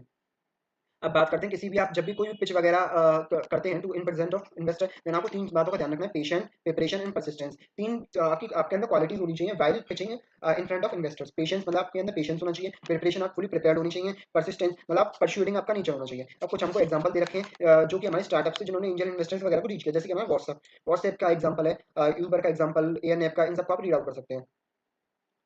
फिर आगे बात करते हैं understanding the term sheet, investor agreement and equity dilutions, the science behind the startup valuation. सबसे पहले बात करते हैं टर्म शीट। टर्म शीट हमने देखा था एक नॉन बाइंडिंग वो होता है, डॉक्यूमेंट होता है, जिसमें कि जो हमारे इन्वेस्टर्स होते हैं वो हमारी टर्म्स एंड कंडीशन लिख कर लाते हैं कि भैया हमारी ये टर्म्स हैं, ये हमारी कंडीशंस होंगी अगर हम आपके स्टार्टअप में इन्वेस्ट करेंगे तो। देन ये हमारा नॉन बाइंडिंग इसलिए होता है क्योंकि अभी तक जो हमारे वो होते हैं फाउंडर और इन्वेस्टर के बीच में एक कॉन्ट्रैक्ट एंटर हुआ नहीं होता। देखो टर्म शीट के एलिमेंट्स क्या होते हैं, इंट्रोडक्शन एंड समरी। सबसे पहले आपको इंट्रोडक्शन बताएंगे अपनी पार्टीज इन्वॉल्व के बारे में, वैल्यूएशन इन्वेस्टमेंट डिटेल। फिर आपको जो टर्म शीट है उसमें ये मिलेगा कि आपकी स्टार्टअप का कितना वैल्यूएशन उन लोगों ने किया और कितना आपके लिए वो इन्वेस्टमेंट करना चाहते हैं। इन्वेस्टमेंट स्ट्रक्चर का मतलब है कि एक तरीके से वो नहीं होता, इन्वेस्टर अपनी जो वो बताते हैं कि हम 1% स्टेक फॉर 10 लाख, इस टाइप से जो आपके इन्वेस्टमेंट की जो वो होते हैं पॉइंट्स होते हैं वो लिखे रहते हैं इन्वेस्टमेंट स्ट्रक्चर में। फाउंडर वेस्टिंग, कुछ ऐसे प्रोविजन होंगे जो कि आपके फाउंडर्स को रेस्ट्रिक्ट करेंगे to for existing strategy. Founder vesting का मतलब क्या होता है कि जो फाउंडर्स हैं वो को continue to be committed for the success of the startup. ऐसा ना हो कि फाउंडर ही स्टार्टअप को छोड़ के चला जाए, इसलिए वेस्टिंग का भी प्रोविजन डालते हैं। गवर्नेंस एंड कंट्रोल का प्रोविजन डाला जाता है कि गवर्नेंस का अधिकार किसके पास होगा, राइट्स एंड प्रोटेक्शन, क्या राइट्स होंगी दोनों पार्टीज की, क्या प्रोटेक्शन होगी, एग्जिट स्ट्रेटजी क्या होगी, आईपीओ के थ्रू एग्जिट करेंगे या मर्जर एंड एक्विजिशन के through, legal and regulatory consideration क्या क्या होंगी, कंडीशन प्रेसिडेंट क्या होंगी, और expiration in the bidding nature, what was the expiration date of the startup, मतलब कब आप एग्जिट स्ट्रेटजी में एंटर करेंगे, इस टाइप्स की हमारी उसमें लिखी गई होंगी टर्म शीट में। और टर्म शीट में इसके अलावा आप क्या क्या इंक्लूड कर सकते हैं, आप इंक्लूड कर सकते हैं anti dilution provision. Anti dilution provision वो प्रोविजन होते हैं जो कि आपके प्रोटेक्ट करते हैं इन्वेस्टर्स को, उसकी उनकी ओनरशिप्स को in the event of future equity financing round at the lower valuation. मतलब क्या है कि आज तो इन्वेस्टर्स को आप अट्रैक्ट कर रहे हो अपना 100 करोड़ का वैल्यूएशन दिखा के, इन फ्यूचर आप ऐसा ना हो कि आप अनदर इन्वेस्टर्स को रीच करो अपनी स्टार्टअप का 80 करोड़ का वैल्यूएशन दिखाएं, मतलब लोअर वैल्यूएशन में आप अदर इन्वेस्टर को अट्रैक्ट ना करें। इस टाइप के हमारे एंटी डायल्यूशन प्रोविजन भी हमारे लिखे होते हैं इन द टर्म शीट में। लिक्विडेशन प्रेफरेंस, लिक्विडेशन प्रेफरेंस लिखा होगा, लिक्विडेशन की स्टेज में आप या तो आईपीओ के थ्रू जाएंगे या फिर मर्जर एंड एक्विजिशन के थ्रू जाएंगे, इस तरीके की रिक्वायरमेंट्स हमारी लिखी रहती हैं। Conversion right, what was the conversion right when the जो हमारे convertible preference shares are converted to the equity में कन्वर्ट होंगे, देन उनके क्या क्या राइट्स होंगे, क्या अधिकार होंगे, रिडेम्पशन राइट्स क्या होंगे, when debenture holder preference share आप रिडीम करेंगे तो उनके राइट्स क्या होंगे, इन्फॉर्मेशन राइट्स क्या होंगे हमारे, फाइनेंशियल एंड ऑपरेशन इन्फॉर्मेशन के, बोर्ड रिप्रेजेंटेशन, इन्वेस्टर में negotiate right to appoint one more representative, मतलब बोर्ड ऑफ डायरेक्टर में हमारा एक बंदा बैठेगा, इस टाइप की की रिक्वायरमेंट हो सकती है। फाउंडर की रेस्ट्रिक्शंस हो सकती हैं such as non complete fees, मतलब फाउंडर कोई और सिमिलर बिजनेस नहीं कंप्लीट करेगा। ईसॉप से रिलेटेड क्या प्रोविजन, प्री एग्जम्पशन राइट का मतलब क्या होता है कि हमारे जो एक्जिस्टिंग शेयर होल्डर्स हैं उनको आप राइट प्रोवाइड करेंगे to buy the existing shares in case of new issue. Dispute resolving mechanism क्या होगा, अगर हमारे बीच में डिस्प्यूट हो जाएगा तो कैसे सॉल्व होगा। Investor agreement and equity dilution, investor agreement is a legally binding contract between the startup and the investors. तो ये हमारा एक कॉन्ट्रैक्ट होता है इन्वेस्टर एग्रीमेंट का। Investor agreement is known as share holder agreement और द सब्सक्रिप्शन एग्रीमेंट, जिसमें ये बताया जाता है कि उनकी टर्म्स एंड कंडीशन लिखी जाती है between the founders and the investors. देखो की कंपोनेंट क्या होते हैं इन्वेस्टर एग्रीमेंट में, सबसे पहले कि टाइप ऑफ इन्वेस्टमेंट कौन सी है, प्रेफरेंस शेयर्स हैं, इक्विटी शेयर्स हैं, उनकी राइट्स एंड प्रोटेक्शन क्या होंगी, गवर्नेंस स्ट्रक्चर क्या होगा, कि outlines the composition of the board and director, voting rights and the decision making process क्या होगा, फाउंडर्स की क्या रेस्ट्रिक्शन होंगी, एंटी डायल्यूशन प्रोविजंस के बारे में बताया जाएगा। एग्जिट स्ट्रेटजी क्या होगी, मतलब जो हमारे वो टाइप्स ऑफ सिक्योरिटीज में जो लोग इन्वेस्ट कर रहे हैं उनके लिए एग्जिट स्ट्रेटजी क्या होगी, वेदर वो आईपीओ के थ्रू अपने शेयर्स को बेच सकते हैं। इक्विटी डायल्यूशन, इक्विटी डायल्यूशन का मतलब क्या होता है, इक्विटी डायल्यूशन जब होता है जब startup issues the additional stock through इधर उधर new financial round the ESOP they were reducing the ownership percentage of the existing share holder. मतलब इक्विटी डायल्यूशन का मतलब क्या है, एक्जिस्टिंग जो शेयर होल्डर्स हैं वो अपने जो इक्विटी है उसको बेचते हैं, फिर उसको बोलते हैं इक्विटी डायल्यूशन। तो इक्विटी डायल्यूशन तीन तरीके से कर सकते हैं, न्यू फाइनेंशियल राउंड अपने न्यू इन्वेस्टर्स को अट्रैक्ट कर सकते हैं अपनी तरफ, ईसॉप्स के थ्रू जो अपने शेयर्स हैं वो एम्प्लॉइज को दे सकते हैं as a ESOPs, convertible securities मतलब प्रेफरेंस स्टॉक वगैरह को जो इशू कर सकते हैं और उनके उनको मैच्योरिटी पे उनको इक्विटी में कन्वर्ट करा सकते हैं। Anti dilution provision, anti dilution provision मैंने आपको बताया जो कि प्रोटेक्ट करता है इंटरेस्ट ऑफ इन्वेस्टर को, कि इन्वेस्टर आज ये मान के इन्वेस्ट कर रहा है कि जो फाउंडर है वो अपने बिजनेस को आगे ले जाए, क्या पता कल फाउंडर ही छोड़ के भाग जाए, इसलिए हमारे जो प्रोविजंस होते हैं वो होते हैं हमारे anti dilution provisions. Managing the equity dilution, equity dilution को कैसे मैनेज करते हैं, इक्विटी डायल्यूशन को मैनेज करने के लिए आपके एंटी डायल्यूशन प्रोविजंस हमने बनाए थे, नेगोशिएबल फेवरेबल टर्म्स, कुछ टर्म्स एंड कंडीशन हमारे बीच में एंटर की जाती हैं। Implement the equity incentive plans, startup जो carefully manage the equity incentive plans उनको मैनेज करनी चाहिए, क्लियर कम्युनिकेट ट्रांसपेरेंसी वगैरह रखनी चाहिए, और इक्विटी डायल्यूशन पे focus on the growth and the value creation, value creation उस पर फोकस करना चाहिए, not too much important. Managing the equity dilution is not too much important. आगे बढ़ते हैं, science behind the startup valuation. अब देखो स्टार्टअप के वैल्यूएशन में क्या क्या साइंस होती है, कोई भी इन्वेस्टर आपके स्टार्टअप को वैल्यू किस बेसिस पे करता है, तो मार्केट पोटेंशियल, कि आपके स्टार्टअप का मार्केट पोटेंशियल कितना है, अगर आपके स्टार्टअप का मार्केट पोटेंशियल जितना ज्यादा होगा उतना ज्यादा आपके स्टार्टअप को वैल्यूएशन मिलेगा। Revenue and the growth metric, जितना ज्यादा आपका रेवेन्यू जितनी ज्यादा आपकी ग्रोथ होगी उतना ही आपको वैल्यूएशन मिलेगा। टेक्नोलॉजी एंड इनोवेशन की बात करते हैं, जितनी ज्यादा एडवांस टेक्नोलॉजी का आप इस्तेमाल करते हैं उतनी ज्यादा इन्वेस्टर आपकी तरफ अट्रैक्ट होंगे और उतना ही आपको वैल्यूएशन ज्यादा देंगे। इन्वेस्टर सेंटीमेंट, इन्वेस्टर सेंटीमेंट का मतलब क्या है, अगर आप किसी भी पार्टिकुलर इंडस्ट्री से डील कर रहे हैं और उस इंडस्ट्री से रिलेटेड इन्वेस्टर का सेंटीमेंट है कि इंडस्ट्री आगे फ्यूचर में बहुत जाएगी, जैसे कि हम एग्जांपल लेते हैं इलेक्ट्रॉनिक व्हीकल की इंडस्ट्री, ईवी की इंडस्ट्री, कैसी इंडस्ट्री, इन्वेस्टर सोचते हैं कि इंडस्ट्री बहुत आगे जाएगी, देन उस केस में इन्वेस्टर का सेंटीमेंट पॉजिटिव होगा और आपको वैल्यूएशन ज्यादा मिलेगा। स्पेसिफिक सेक्टर कंसिडरेशन का मतलब क्या है, इन्वेस्टर सोचते हैं कि ये पार्टिकुलर सेक्टर जैसे मेडिसिन का सेक्टर वो आगे बहुत ग्रो करेगा, देन उस सेक्टर में होने वाला कोई भी स्टार्टअप वो उसको ज्यादा वैल्यूएशन प्रोवाइड कराएंगे। ग्लोबल कंपैरिजन, ग्लोबल कंपैरिजन का मतलब ये है कि आपका स्टार्टअप अगर ग्लोबली एस्टेब्लिश स्टार्टअप से कंपैरिजन कर रहा है, मतलब देन आपके जो इन्वेस्टर्स हैं वो आपके जो स्टार्टअप है उसको ज्यादा वैल्यू प्रोवाइड करेंगे, क्योंकि आपका जो स्टार्टअप है वो ग्लोबली लेवल पे कंपैरिजन करने की क्षमता रखता है। स्टेज ऑफ डेवलपमेंट, आपका स्टार्टअप अगर ग्रोथ की पोजीशन में, देन आपको ज्यादा वैल्यूएशन मिलेगा। एग्जिट अपॉर्चुनिटी, आपके स्टार्टअप में एग्जिट अपॉर्चुनिटी ज्यादा है कि आप आईपीओ के थ्रू भी एग्जिट कर सकते हैं, मर्जर एंड एक्विजिशन के थ्रू भी एग्जिट कर सकते हैं, देन उस केस में आपके स्टार्टअप को वैल्यूएशन ज्यादा प्रोवाइड किया जाएगा। फिर आगे बात है some expect that the entrepreneur can refer while negotiating their startup valuation. Startup के वैल्यूएशन के दौरान हमारा एंटरप्रेन्योर क्या क्या नेगोशिएट कर सकता है, वो एंटरप्रेन्योर हमारा नेगोशिएट कर सकता है, फाउंडर नेगोशिएट कर सकता है कि हमारा leveraging the cash flow dynamics. Leveraging the cash flow dynamics मतलब क्या है कि इन्वेस्टर वो फाउंडर से इन्वेस्टर से जो नेगोशिएट करेगा वो कैश फ्लो के बेसिस पे करेगा, वो कहेगा कि हमारी ऑर्गेनाइजेशन में स्टार्टअप में कैश फ्लो बहुत अच्छा है, पॉजिटिव कैश फ्लो है, तो इसके बेसिस पे वो नेगोशिएट कर सकता है। Mitigate the risk with discount rates, वो जो अपने इन्वेस्टर्स हैं उनको पोटेंशियल रिस्क वगैरह बता सकता है और उनका जो उन्होंने निवारण सोचा है how to mitigate those risk उनको बता के भी अपना वैल्यूएशन बढ़ा सकता है। हाईलाइट द ग्रोथ पोटेंशियल, अपनी ग्रोथ पोटेंशियल को हाईलाइट करके भी ज्यादा वैल्यूएशन करवा सकता है। है अपने स्टार्टअप का, यूटिलाइज द कंपैरेटिव एनालिसिस, अपने स्टार्टअप को अदर स्टार्टअप से कंपैरिजन करा के और अपने स्टार्टअप को अच्छा बता के भी हाईएस्ट वैल्यूएशन ले जा सकता है वो। Tailor the valuation to the stage of development, होता क्या है कि आपने अपने स्टार्टअप का वैल्यूएशन 100 करोड़ किया और सामने वाला जो इन्वेस्टर बैठा है उसने आपके स्टार्टअप का वैल्यूएशन 50 करोड़ किया, देन आपको क्या करना है, इमीडिएटली अपना वैल्यूएशन रिवाइज करना है। अगर आप इमीडिएटली अपना वैल्यूएशन रिवाइज कर सकते हैं तो इस हिसाब से भी आप अपना जो वैल्यूएशन है वो हाईएस्ट वैल्यूएशन अचीव कर सकते हैं। अगर आप टिके रहेंगे कि हमारा तो 100 करोड़ का वैल्यूएशन, देन उसमें ना तो आपका इन्वेस्टर ही आपकी कंपनी में इन्वेस्ट करेगा, ना ही आपका वैल्यूएशन ही एक्सेप्ट माना जाएगा। इस हिसाब से अगर आपको आपका एक्चुअल वैल्यूएशन 50 लाख का भी है, देन आपको उस वैल्यूएशन को एक ऐसे पॉइंट पे ले जाना है, मतलब बढ़ाते बढ़ाते उससे एक निगोशिएशन करके ऐसे पॉइंट पे ले जाना है जिससे कि आपका मैक्सिमम वैल्यूएशन हो जाए। Agile valuation and the existing strategy, वही बात करी गई है कि जितना ज्यादा आपके लिए exist opportunity, potential exist opportunities होंगी, उतना ही आपको स्टार्टअप को इन्वेस्टर वैल्यूएशन ज्यादा प्रोवाइड करेंगे। बाकी समरी में आपको वही सारी चीजें बताएंगे कि फंडिंग अपॉर्चुनिटीज क्या क्या है आपके पास, कैसे आप फंडिंग रेज कर सकते हैं, जो कि मैंने आपसे डिस्कस ही कर लिया है। So that's all with the chapter number 6। तो चलिए शुरुआत करते हैं चैप्टर नंबर 7 से। देखिए चैप्टर नंबर 7 बात करता है हमारा legal consideration for a startup, what are the legal requirement for a startup. देखिए सबसे पहले बात करते हैं हम choosing an ideal entity type in overview for the registration process. सबसे पहले एक आइडियल एंटिटी टाइप क्या होता है, मतलब एंटिटी टाइप आपको सिलेक्ट करना है जो आइडियल हो आपके लिए। एंटिटी टाइप में आप अपने बिजनेस को सोल प्रोप्राइटर की तरह रन करेंगे, पार्टनरशिप की तरह रन करेंगे, ओपीसी की तरह, public limited company, limited liability company और एमएसएमई में, किस मॉडल में, किस बेसिकली किस फ्रेमवर्क में आप अपने बिजनेस को रन करना चाहते हैं। तो देखो सोल प्रोप्राइटरशिप मैं बताता हूँ, सोल प्रोप्राइटरशिप क्या होती है। सोल प्रोप्राइटरशिप एक ऐसा फॉर्म ऑफ बिजनेस होता है जिसमें कि एक इंडिविजुअल होता है, सोल इंडिविजुअल होता है, जो कि हमारा ओनर होता है ऑफ द बिजनेस। वो अपने बिजनेस को कंटिन्यू करता है, सारा रिस्क एंड रिवार्ड उसी का होता है और उसकी अनलिमिटेड पर्सनल लाइबिलिटी होती है। पार्टनरशिप के केस में हम बात करें तो पार्टनरशिप एक ऐसा फॉर्म ऑफ द बिजनेस होता है जिसमें 2 और मोर पार्टनर एक बिजनेस को करते हैं, 2 और मोर पार्टनर एक बिजनेस को करते हैं। उनकी अनलिमिटेड लायबिलिटी होती है, पर्सनल उनकी लायबिलिटी है। पर्सनल लायबिलिटी का मतलब ये है कि अगर बिजनेस लिक्विडेशन की स्टेट में चला जाएगा, देन उनकी पर्सनल असेट्स से भी हम अपना जो डेब्ट है उसको रिकवर कर सकते हैं। ये पार्टनरशिप में 1932 के अंदर गवर्न की जाती है। ऐसे काफ़ी सारे इसके प्रोस एंड कॉन्स है पार्टनरशिप के। अब बात करते हैं private limited company. Private limited company आप जानते हैं कंपनी सेक्टर अंडर रजिस्टर्ड होगी, टू मच फॉर्मल रिक्वायरमेंट्स होती हैं, पेपर वर्क इसमें ज़्यादा होता है, बट इसमें जो पार्टनर स्टेक होल्डर्स की शेयर होल्डर्स की जो लाइबिलिटी होती है वो होती है limited liability. 200 number of share holders इसमें मैक्सिमम रहते हैं, number of director minimum 2 number of director इसमें रहेंगे। ओपीसी एक कंपनी होती है जो कंपनी सेक्टर अंडर रजिस्टर्ड होती है। ओपीसी में एक बंदा होता है जो कि एक सिंगल बंदा अपनी कंपनी को चलाता है। मिनिमम नंबर ऑफ डायरेक्टर्स में 1 होते हैं, इसमें भी पेपर फॉर्मेलिटीज होती हैं, but too many exemptions are granted to the OPC companies. अब बात करते हैं public limited company. Public limited company एक ऐसी कंपनी होती है जिसमें कि जितने मेंबर्स होते हैं उनकी लायबिलिटी लिमिटेड होती है। इसमें कम से कम 3 नंबर ऑफ डायरेक्टर इसमें होने जरूरी हैं और मैक्सिमम नंबर ऑफ डायरेक्टर 15 हो सकते हैं। पब्लिक लिमिटेड कंपनी में जो मेंबर्स की लिमिट है उसमें कोई भी लिमिट नहीं है, अनलिमिटेड नंबर ऑफ मेंबर्स हो सकते हैं। LLP limited liability, partnership limited liability, partnership जो अपना पार्टनरशिप एक्ट 1932 की जो एंटिटी होती है, जो पार्टनरशिप फर्म बनती है, उसकी जितनी भी क्वालिटीज है उनको कंबाइन करते हैं, प्लस में लिमिटेड लायबिलिटी के साथ जो एंटिटी बनती है उसको होते हैं लिमिटेड लायबिलिटी पार्टनरशिप। मतलब ये होती है हमारी पार्टनरशिप फर्म ही है, 2 और मोर पार्टनर एक फर्म बनाते हैं, बट ये हमारी रजिस्टर्ड होती है अंडर द एमसीए के अंडर रजिस्टर की जाती है। इसमें जो पार्टनर्स की जो लायबिलिटी होती है वो लिमिटेड लायबिलिटी होती है, मतलब उनकी जो लायबिलिटी होती है वो उनके बिजनेस की एसेट तक सीमित है, उनकी पर्सनल लायबिलिटी कुछ भी नहीं होती।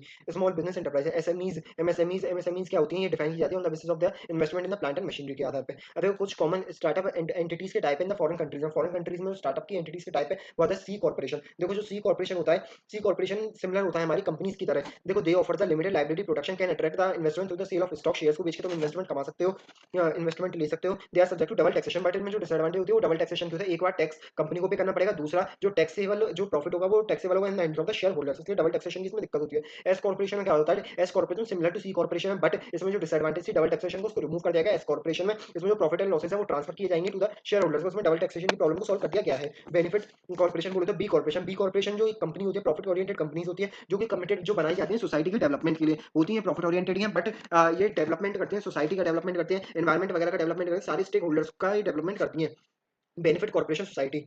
अब बात करते हैं हम हमारे how to select the right entity type, आप कौन सी एंटिटी को सिलेक्ट करें, ऐसा कैसे डिफाइन करें, ये डिफाइन करेंगे आप on the basis of formation formalities. जैसे कि फॉर्मेशन फॉर्मेलिटीज हमारी companies, public limited company, private limited company, इनमें ज्यादा होती हैं। Liability attach to the entity, liability आपकी पर्सनल लायबिलिटी है, लिमिटेड लायबिलिटी है या फिर लिमिटेड लायबिलिटी है, इसके बेसिस पे एक्सपेंशन के बेसिस पे taxation of the entity, tax किस एंटिटी की फॉर्म में ज्यादा लगेगा, किसमें कम लगेगा, social media e commerce transaction के बेसिस पे, कोर्स क्लोजर एंड एग्जिट के बेसिस पे। अब एक एक फैक्टर को डिस्कस करते हैं फॉर्मेशन फैसिलिटी, फॉर्मेशन फॉर्मेलिटीज के बेसिस पे। एलएलपी जो लिमिटेड लायबिलिटी कंपनी है, पब्लिक लिमिटेड कंपनी है, रिक्वायर मोर पेपर फ्रेमवर्क, इनमें आरओसी वगैरह के कंप्लाइंस करने जरूरी होते हैं, एमसीए में काफी सारी रिपोर्ट्स वगैरह देनी पड़ती हैं, इसलिए फॉर्मेशन फैसिलिटी फॉर्मेशन फॉर्मेलिटीज ज्यादा होती है इन केस ऑफ कंपनीज। लायबिलिटी के केस में हम बात करें तो लायबिलिटी के केस में जो पार्टनरशिप और सोल प्रोप्राइटर है इनकी जो लायबिलिटीज होती है वो अनलिमिटेड होती हैं, बट जो इसी केस में हमारी जो कंपनीज होती हैं इनके जो शेयर होल्डर्स होते हैं इनकी लायबिलिटीज लिमिटेड होती है, लिमिटेड लायबिलिटी होती है, इनकी इनकी जो पर्सनल एसेट है उनको हम इन्फोर्स नहीं करा सकते टू पे the business debts.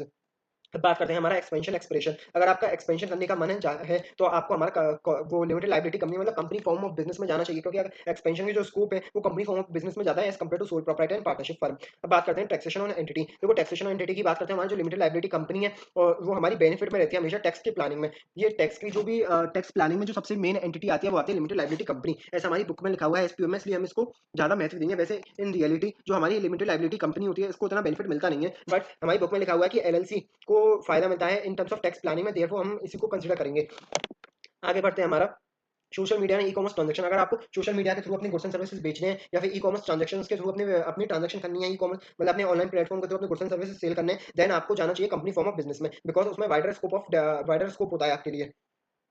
Closer and exit strategy. देखो लिमिटेड जो हमारी company form of the business है उसमें जो फॉर्मेलिटीज होती हैं at the time of exit वो ज्यादा होती हैं एज कम्पेयर टू द हमारे sole proprietor partnership fund. But हमारी बुक में क्या लिखा हुआ है, हमारी बुक में उल्टा लिखा हुआ है, LLC provide the flexibility in terms of closure allowing the member to dissolve the company by the formal process in the operating agreement prescribed by the law. इन्होंने सीधे सीधे लिख दिया इस पर लॉ हमारी जो एलएलसी होती है वो इजीली हम उसको डिसॉल्व कर सकते हैं, बट इन रियलिटी ऐसा होता नहीं है। इन रियलिटी हमारी जो पार्टनरशिप फर्म है सोल प्रोप्राइटर है वो इजीली डिसॉल्व हो जाते हैं, बट हम चलेंगे अपनी आईसीआई की तरफ से, आईसीआई के हिसाब से आईसीआई ने लिखा है कि एलएलसी इजीली हमारी डिसॉल्व हो सकती है, तो हम मानेंगे कि एलएलसी हमारी इजीली डिसॉल्व हो सकती है, इसलिए हमारे डिसॉल्यूशन के पर्पस से हमको एलएलसी ही सिलेक्ट करनी चाहिए। अब बात करें registration process for the startup in India. देखो रजिस्ट्रेशन प्रोसेस हमारी जो एलएलपी अगर आपको बनानी है तो एलएलपी हमारी रजिस्टर्ड होगी वो होगी एमसीए पोर्टल में, मिनिस्ट्री ऑफ कॉर्पोरेट अफेयर्स में। सबसे पहले आपको डिजिटल साइनिंग सर्टिफिकेट ऑब्टेन करने पड़ेंगे साइट डेजिग्नेटेड पार्टनर्स के, देन उनका डिन नंबर आपको ऑब्टेन करना पड़ेगा, देन जो आपको रन एलएलपी एक वो रन एलएलपी का फॉर्म होता है एमसीए पोर्टल पे वो भरना पड़ेगा। फिर उसके बाद आपको एक फॉर्म फाइल करना पड़ेगा LLP 1 incorporation document subscriber statement, उसमें जमा किए जाएंगे आपके एलएलपी फॉर्म 1 में। आप प्रेस्क्राइब फीस पे करिए, तो फीस पे करो एमसीए को, देन अगर आपकी एमसीए वेरीफाई कर दीजिए सारे डॉक्यूमेंट को, देन आपको एलएलपी का रजिस्ट्रेशन मिल जाएगा। अब बात करते हैं private limited company. Private limited company का भी सेम कॉन्सेप्ट है, डीएससी ऑब्टेन कीजिए, डिन अप्लाई कीजिए, सारे प्रपोज डायरेक्टर्स के यूनिक नेम रिजर्व करिए through the process of run reserve unique name के थ्रू आप एक यूनिक नेम रिजर्व कीजिए अपनी कंपनी का, देन स्पाइस प्लस के थ्रू अपना एक फॉर्म सबमिट कीजिए टू द आरओसी, एमसीए को सबमिट कीजिए आप स्पाइस प्लस के थ्रू, देन प्रिस्क्राइब फीस पे कीजिए। आपकी जो गवर्नमेंट का अप्रूव आपको एमसीए अगर अप्रूव कर देते देन आपको कंपनी का जो इनकॉर्पोरेशन का सर्टिफिकेट प्राप्त हो जाएगा। फिर आगे बात करते हैं हम, अब आगे बात करते हैं goods to have registration for startup in India. जो भी स्टार्टअप हमारे गुड्स की सप्लाई करेगा तो उसको ये फॉलोइंग रजिस्ट्रेशन लेने पड़ेंगे। जैसे जीएसटी का रजिस्ट्रेशन होता है, जो जीएसटी का रजिस्ट्रेशन है वो मैंडेटरी होता है अगर आपका टर्नओवर एक्सीड कर जाएगा एक स्पेसिफाइड थ्रेशोल्ड लिमिट को। एमएसएमई का रजिस्ट्रेशन, एमएसएमई का रजिस्ट्रेशन लेना पड़ेगा, registration the micro small and medium enterprises act के अंदर आपको रजिस्ट्रेशन लेना पड़ेगा। इस रजिस्ट्रेशन से आपको फायदा होता है कि वेरियस सब्सिडीज वगैरह मिलती हैं, आपको टैक्स में बेनिफिट मिलता है आपको। ट्रेडमार्क रजिस्ट्रेशन की बात करते हैं, ट्रेडमार्क अगर आपका कोई भी स्पेसिफिक ट्रेडमार्क है देन आपको उसको रजिस्ट्रेशन कराना पड़ेगा under the trademark registration act. फिर हम बात करते हैं पेन और टेन ऑब्टेन करना पड़ेगा आपको अपने बिजनेस का, या फिर आपका कंपनी फॉर्म ऑफ बिजनेस है आपको पेन और टैक्स कलेक्शन नंबर ऑब्टेन करना पड़ेगा, एफएसआई का रजिस्ट्रेशन कराना पड़ेगा, एफएसआई का रजिस्ट्रेशन कराना पड़ेगा। इन केस आप इन्वॉल्व है फूड वाली एक्टिविटीज में, फूड बिजनेस एक्टिविटीज में प्रोफेशनल टैक्स रजिस्ट्रेशन कराना पड़ेगा। अगर आपके एम्प्लॉइज को आप सैलरी दे रहे हैं देन उनका आप अगर प्रोफेशनल टैक्स काट रहे हैं और प्रोफेशनल टैक्स रजिस्ट्रेशन आपको कराना पड़ेगा। ईएसआईसी और ईपीएफ में आपको रजिस्ट्रेशन कराना पड़ेगा। Startup India recognition, startup India में रजिस्ट्रेशन करा लीजिए, आपको वेरियस सब्सिडीज वगैरह ग्रांट्स वगैरह का फायदा मिलेगा। तो ये सारे एक्ट जीएसटी में रजिस्ट्रेशन कराओ, एमएसएमई में कराओ, trademark, PAN, TAN, FSSIC, professional tax, ESIC, PF, startup India में रजिस्ट्रेशन कराना पड़ेगा अगर आप सप्लाई कर रहे हैं गुड्स की। फिर आगे चलते हैं, फिर आगे बढ़ते हैं हम इक्विटी स्प्लिट की तरफ। देखो सबसे पहले मैं आपको बताता हूँ इक्विटी स्प्लिट का कॉन्सेप्ट क्या कहता है हमसे। इक्विटी स्प्लिट का कॉन्सेप्ट हमसे ये कहता है startup equity split among the co-founder refers to the allocation of ownership and the equity in the new ventures among its following team founding team members. मतलब क्या होता है, अब आपकी जो एक स्टार्टअप चालू किया था, जैसे कि हमारा फ्लिपकार्ट स्टार्ट किया था सचिन बंसल और बिन्नी बंसल ने, उसके बाद उनको फंडिंग की रिक्वायरमेंट हुई, देन वो एंजल इन्वेस्टर्स के पास गए। अब एंजल इन्वेस्टर ने उन्होंने 100 करोड़ ऑफर किए, 100 करोड़ ऑफर किए तो उन्होंने किए इक्विटी के बेसिस पे। अब क्योंकि सचिन बंसल और बिन्नी बंसल का फ्लिपकार्ट में स्टेक है, देन उनको सम स्टेक उस इन्वेस्टर को देने पड़ेंगे जिसने उसको 100 करोड़ ऑफर किए हैं। तो इस हिसाब से जो हमारा इक्विटी स्प्लिट होगा, वो इक्विटी स्प्लिट को करते समय कौन कौन सी बातें आपको ध्यान में रखनी चाहिए। इक्विटी स्प्लिट का मतलब क्या हुआ, जो आपने अपनी इक्विटी स्प्लिट करी as a result of funding, then आपको उस फंडिंग के एज अ रिजल्ट ऑफ उस फंडिंग आपने जो इक्विटी स्प्लिट करी, देन उस स्प्लिट के दौरान आपको क्या क्या बातें ध्यान रखनी है वो सारी बातें बताई गई हैं। देखो सबसे पहले बताया गया एक्सेस वो एसेस कंट्रीब्यूशंस। सबसे पहले आप ये कंट्रीब्यूट कीजिए कि ईच को फाउंडर ने कितना कंट्रीब्यूशन किया। जैसे सचिन बंसल और बिन्नी बंसल दो फाउंडर थे तो उनको कितना कितना स्टेक मिलना चाहिए, वो डिपेंड करेगा कि उन्होंने कितना टाइम उसमें फ्लिपकार्ट में इन्वेस्ट किया है, कितनी स्किल्स उन्होंने इन्वेस्ट करी है। वैल्यू प्रपोर्शन की बात करेंगे, इवैल्यूएट कीजिए unique value proportion that each co founder bring in the startup. मतलब कौन सी यूनिक स्किल या फिर कौन सा यूनिक आइडिया वो स्टार्टअप में लेके आया। जैसे सचिन बंसल ने कोई यूनिक आइडिया फ्लिपकार्ट को दिया, देन उनका स्टेक ज्यादा होगा। इस हिसाब से भी वैल्यू प्रपोर्शन के हिसाब से भी उनका जो स्टेक है वो डिपेंड करेगा। Negotiation and discussion, various discussion आप डिस्कशन कीजिए अमंग द को फाउंडर्स के बीच में डिस्कशन होगा और निगोशिएशन डिस्कशन होगा अमंग वो इक्विटी स्प्लिट को लेकर। यूटिलाइज कीजिए वेरियस स्प्लिटिंग टूल्स, जैसे कि हमारे स्प्लिटिंग टूल्स है slicing pi model. Slicing pi model का आप इस्तेमाल कीजिए फॉर इक्विटी स्प्लिट के लिए। फॉर्मलाइज एग्रीमेंट, जो भी आपका एग्रीमेंट फॉर्मलाइज हो, लास्ट में जो भी एग्रीमेंट बना उसको आप प्रॉपर्ली ड्राफ्ट कीजिए ऑन द स्टैम्प पेपर, उसको बोलते हैं formalize agreement. Importance of startup equity split. अब इंपोर्टेंस क्या है इसका? इंपोर्टेंस सबसे पहले इंपोर्टेंस ये है इंसेंटिव का। अगर आपका इक्विटी स्प्लिट प्रॉपर मैनर में हुआ है, देन जो आपके नए को फाउंडर हैं या फिर जो पुराने भी को फाउंडर्स हैं, देन उनका जो इंटरेस्ट है स्टार्टअप में वो बना रहेगा, वो और एक्टिवली काम करेंगे, वो मोटिवेट होंगे स्टार्टअप को आगे ले जाने के लिए। रिटेंशन की बात करें, अगर आपका इक्विटी स्प्लिट अच्छी तरीके से हुआ है, देन जो आपके पुराने को फाउंडर है वो स्टार्टअप में कंटिन्यू करेंगे, नहीं तो वो स्टार्टअप से एग्जिट कर जाएंगे। इसलिए रिटेंशन में भी बहुत अहम भूमिका निभाता है हमारा इक्विटी स्प्लिट। टैलेंट अट्रैक्शन, अब क्योंकि आप इक्विटी स्प्लिट फेयर तरीके से करेंगे, देन स्टार्टअप की एबिलिटी बढ़ेगी। कैसे बढ़ेगी? क्योंकि जो नए-नए एम्प्लॉइज आएंगे, उनका उनका में जो नई-नई स्किल्स होंगी, टैलेंट होगा, उनका भी आप यूटिलाइज कर पाएंगे अगर आपने अच्छे तरीके से इक्विटी स्प्लिट किया है तो। इन्वेस्टर कॉन्फिडेंस, अगर आप इक्विटी स्प्लिट प्रॉपर और गुड मैनर जेन्युइन मैनर में करेंगे, देन जो आपके एक्जिस्टिंग इन्वेस्टर्स हैं उनका भी आपका कॉन्फिडेंस बढ़ेगा इन द स्टार्टअप में। Things to consider while deciding equity split को करते समय क्या-क्या चीजें आपको कंसीडर करनी है। सबसे पहले आपको कंसीडर करना है फ्यूचर डाइल्यूशन। देखो इक्विटी स्प्लिट एक बहुत ही सेंसिटिव प्रोसेस है, तो इसको करते समय आपको जो चीजें ध्यान रखनी है वो करनी है फ्यूचर डाइल्यूशन। फ्यूचर में आप इक्विटी को कितना डाइल्यूट करेंगे, या फिर इक्विटी डाइल्यूट करने वाले मेथड जैसे कि आप ईसॉप कितना इशू करेंगे, एम्प्लॉई स्टॉक ऑप्शन प्लान क्या इशू करेंगे, इन सबसे रिलेटेड जितनी भी पॉलिसीज वगैरह है उन सबको डिस्कस कीजिए। वेस्टिंग, एक वेस्टिंग का मतलब क्या होता है कि वेस्टिंग एक पीरियड होता है। Implement the vesting schedule click period at the co-founder earn the equity over the time. होता क्या है कि जो हमारे को-फाउंडर है, जैसे ही उनको अपना स्टेक मिला इन द स्टार्टअप में, वो स्टार्टअप को छोड़ने की सोचते हैं, तो इसलिए आप प्रॉपर मैकेनिज्म बनाइए। जैसे कि आपको सचिन बंसल को 25% स्टेक देना है इन द फ्लिपकार्ट में, देन वो 25% स्टेक आपको ओवर द टाइम मिलेगा। जैसे आप फ्लिपकार्ट में 2 इयर्स कंटिन्यू करेंगे, देन आपको 10% स्टेक मिलेगा, देन आगे नेक्स्ट 4 ईयर कंटिन्यू करेंगे, देन आपको पूरा 25% मिलेगा। इस हिसाब से जो वेस्टिंग पीरियड होता है उसके लिए प्रॉपर प्रोविजन बनाइए। एग्जिट सिनेरियोज, एग्जिट स्ट्रेटजीज के लिए आप प्रॉपर सिनेरियोज बनाइए जिससे कि कोई डिस्प्यूट रेज ना हो। और फिर हमने बात की लीगल एंड टैक्स इंप्लीकेशंस को भी ध्यान में रखिए while considering the equity split।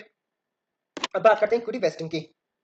देखो इक्विटी वेस्टिंग एक ऐसा कॉन्सेप्ट होता है जिसमें कि हम अपने जो को फाउंडर्स वगैरह होते हैं उनको जो उनका स्टेक देंगे over the period of time देंगे, ग्रेजुअली देंगे। In this system the individual receive the ownership in the form of shares and equity, but do not get all it right away. Instead the ownership is granted gradually over the period. मतलब जैसे अब वही example मैंने आपको सचिन बंसल वाला बताया, 25% stake है तो पहले 2 साल में 10% मिलेगा, अगले 2 साल में अनदर 10% मिलेगा, फिर अगले 1 साल में 5% मिलेगा। इस हिसाब से आप प्रॉपर प्रोविजन बनाइए इक्विटी वेस्टिंग का।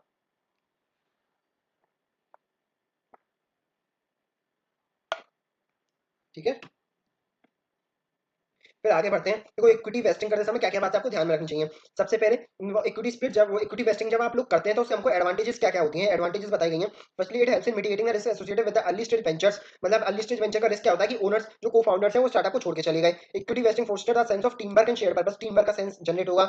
Also give as a tool for the talent retention का वो टूल होगा। जैसे कि सचिन बंसल में बहुत ही ज़्यादा टैलेंट है, अगर आपको शुरुआत में ही आप उनको 25% स्टेक दे देंगे तो वो बेच के अपने स्टेक को दूसरे स्टार्टअप में लग जाएंगे। इसलिए आप इक्विटी वेस्टिंग करेंगे, देन उनका जो स्टेक आप ग्रेजुअली प्रोवाइड करेंगे, तो इस हिसाब से हमारा जो टैलेंट है, उनकी स्किल्स है, वो भी रिटेंशन होगा उनका भी। Last equity helps in smooth transition in the prevent of personal changes. Smooth सारी एक्टिविटीज होंगी आपकी। अब बात करते हैं ईसॉप्स की। ईसॉप आप सभी जानते हैं, एम्प्लॉय स्टॉक ऑप्शन प्लान। इसमें क्या होता है, अपनी कंपनी के शेयर्स अपने एम्प्लॉयज को प्रोवाइड करते हैं। उस स्कीम को हम बोलते हैं ESOP, employee stock option plan. अब ईसॉप्स का क्या फायदा होता है फाउंडर्स को? Attraction, retention and motivation. जो हमारे एम्प्लॉइज होते हैं वो अट्रैक्ट होते हैं, रिटेन होते हैं हमारे, और मोटिवेट होते हैं to work in the organisation. अब things to consider in the ESOP. ESOP के दौरान क्या-क्या कंसीडर करना है आपको? Legal and regulatory compliance. Various legal and regulatory compliance होते हैं अंडर द कंपनीज एक्ट 2013। वो वेरियस कंप्लायंस होते हैं रिलेटेड टू द ईसॉप। वो सारी चीजें आपको कंप्लायंस के दौरान वो कंप्लायंस आपको करने हैं। इक्विटी एलोकेशन आपको इस हिसाब से करना है जिससे कि जो आपके एग्जिस्टिंग को फाउंडर्स या एग्जिस्टिंग इन्वेस्टर्स हैं उनका जो इंटरेस्ट है वो हार्म ना हो। Wasting schedule, proper wasting schedule decide कीजिए कि आपके जो एम्प्लॉइज हैं उनको जो शेयर्स हैं वो कितने पीरियड में उनको वेस्ट किए जाएंगे। वैल्यूएशन प्रॉपर प्रॉपर वो एक वैल्यू के वो ऑथराइज्ड वैल्यूअर, रजिस्टर्ड वैल्यूअर आप अपॉइंट कीजिए to value the company, to decide the value of each ESOP. Employee stock option plan, communication and education. अपने एम्प्लॉइज को कम्युनिकेट कीजिए और एजुकेट कीजिए अबाउट द ईसॉप के बारे में। अब देखो कुछ एग्जांपल दिए गए ईसॉप्स के बारे में। जैसे गूगल ने अपने ESOP, employee stock option plan, जो गूगल के अर्ली एम्प्लॉय थे जिन्होंने ईसॉप लिए थे वो आज बिलियनियर बन गए, मिलियनियर बन गए। इस हिसाब से एम्प्लॉइज का भी डेवलपमेंट होता है अंदर ईसॉप। बाकी 3 एग्जांपल और हैं, आप पढ़ सकते हैं इनको। बेस्ट प्रैक्टिस फॉर द को फाउंडर। देखो ईसो वो को फाउंडर्स के लिए क्या क्या बेस्ट प्रैक्टिसेस है ईसॉप के लिए। देखो बेस्ट ईसॉप प्रैक्टिसेस क्या है? स्टार्ट अर्ली, मतलब ईसॉप आप इशू कीजिए at the early stage of startup, then आपकी जो कंपनी और एम्प्लॉइज दोनों को ही फायदा होगा। ट्रांसपेरेंसी, ईसॉप के दौरान आप ट्रांसपेरेंसी रखिए। ऐसा नहीं होना चाहिए एक ईसॉप आप एक एम्प्लॉय को 10 रुपए में दे रहे हैं, दूसरे एम्प्लॉय को वही ईसॉप 15 रुपए में दे रहे हैं, ऐसा नहीं होना चाहिए। ट्रांसपेरेंसी होनी चाहिए। रेगुलर रिव्यू होना चाहिए, आपके ईसॉप का रेगुलर रिव्यू होना चाहिए। एम्प्लॉइज को एजुकेट कीजिए, सेलिब्रेट कीजिए अपनी सक्सेस विद द एम्प्लॉइज। अगर आपकी जो सक्सेस होगी देन एम्प्लॉइज को बताइए कि हमारी सक्सेस में आपकी भी डेवलपमेंट होगा, शेयर का प्राइस बढ़ेगा, आपका भी जो इन्वेस्टमेंट है आपकी इन्वेस्टमेंट का भी डेवलपमेंट होगा। को फाउंडर एग्रीमेंट की बात करते हैं। को फाउंडर्स के बीच में जो एग्रीमेंट होता है उसके बारे में बताया है। एक को founder is an important for startup के लिए इंपोर्टेंट होता है, तो उनके एग्रीमेंट में क्या होना चाहिए, शेयर विजन एंड कमिटमेंट। को फाउंडर का एग्रीमेंट इस हिसाब से बनाया जाना चाहिए कि जो उनका को फाउंडर का मोटिव है और जो स्टार्टअप का विजन है वो इन लाइन चले, मतलब इन कंटिन्यूटी में चले। जैसे जैसे आपका मोटिव कंप्लीट हो, वैसे वैसे स्टार्टअप के विजन कंप्लीट हो। डाइवर्स स्किल सेट, को फाउंडर को अपने जो को फाउंडर एग्रीमेंट है उसमें डाइवर्स स्किल सेट का वो एक सेटअप बनाना चाहिए।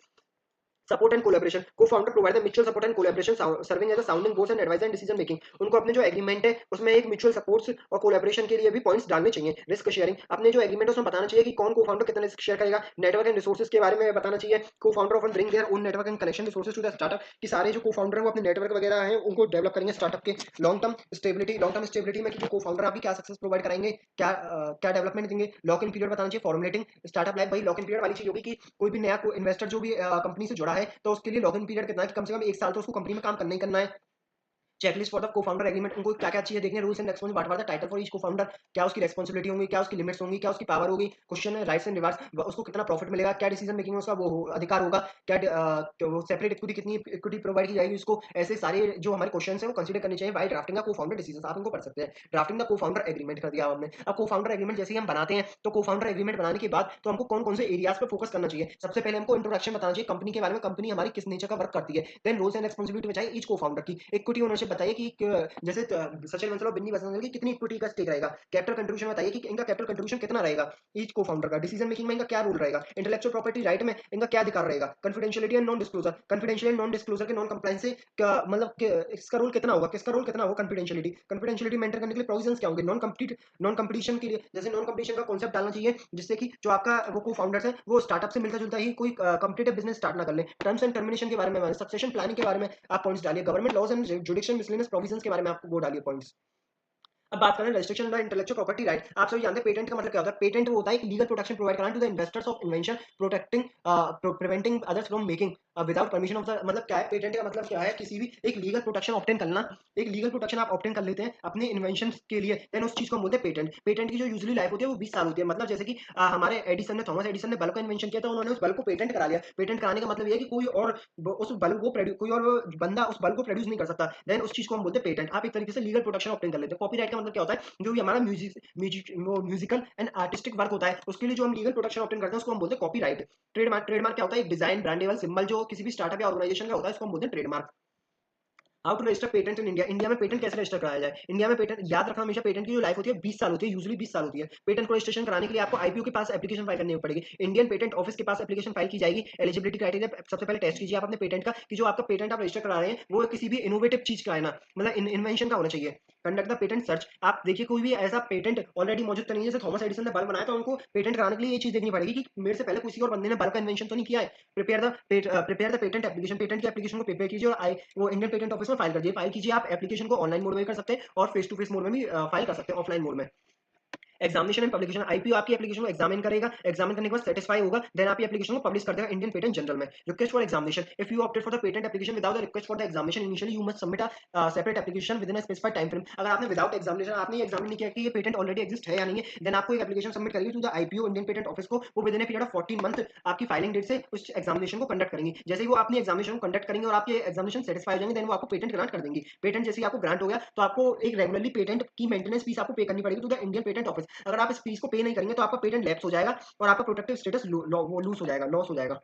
अब इन्फोर्समेंट है। पेटेंट का फायदा क्या होता है, पेटेंट का फायदा ये होता है कि अगर आपने किसी भी इन्वेंशन का पेटेंट करा लिया, देन उस इन्वेंशन को बिना आपकी इजाजत के कोई और बंदा प्रोड्यूस नहीं कर सकता, मैन्युफैक्चर नहीं कर सकता उस गुड्स एंड सर्विसेज को।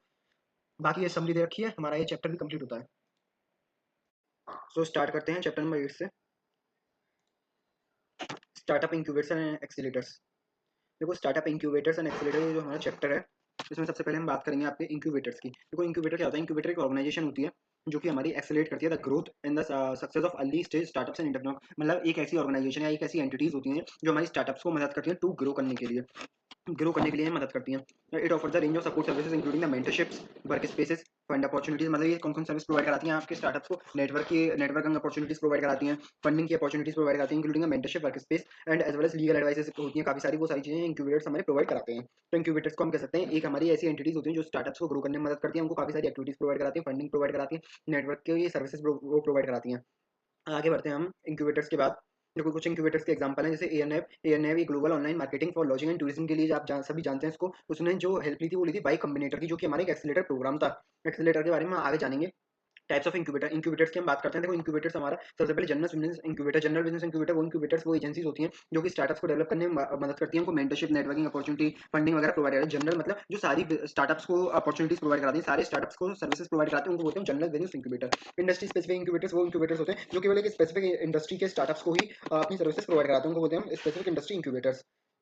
देखिए जनरल बिजनेस इंक्यूबेटर्स का जो फोकस होता है, support the startups across the various industries and sectors. Target audience क्या होगा इसका, अर्ली स्टेज स्टार्टअप्स, वही सारी चीजें हैं।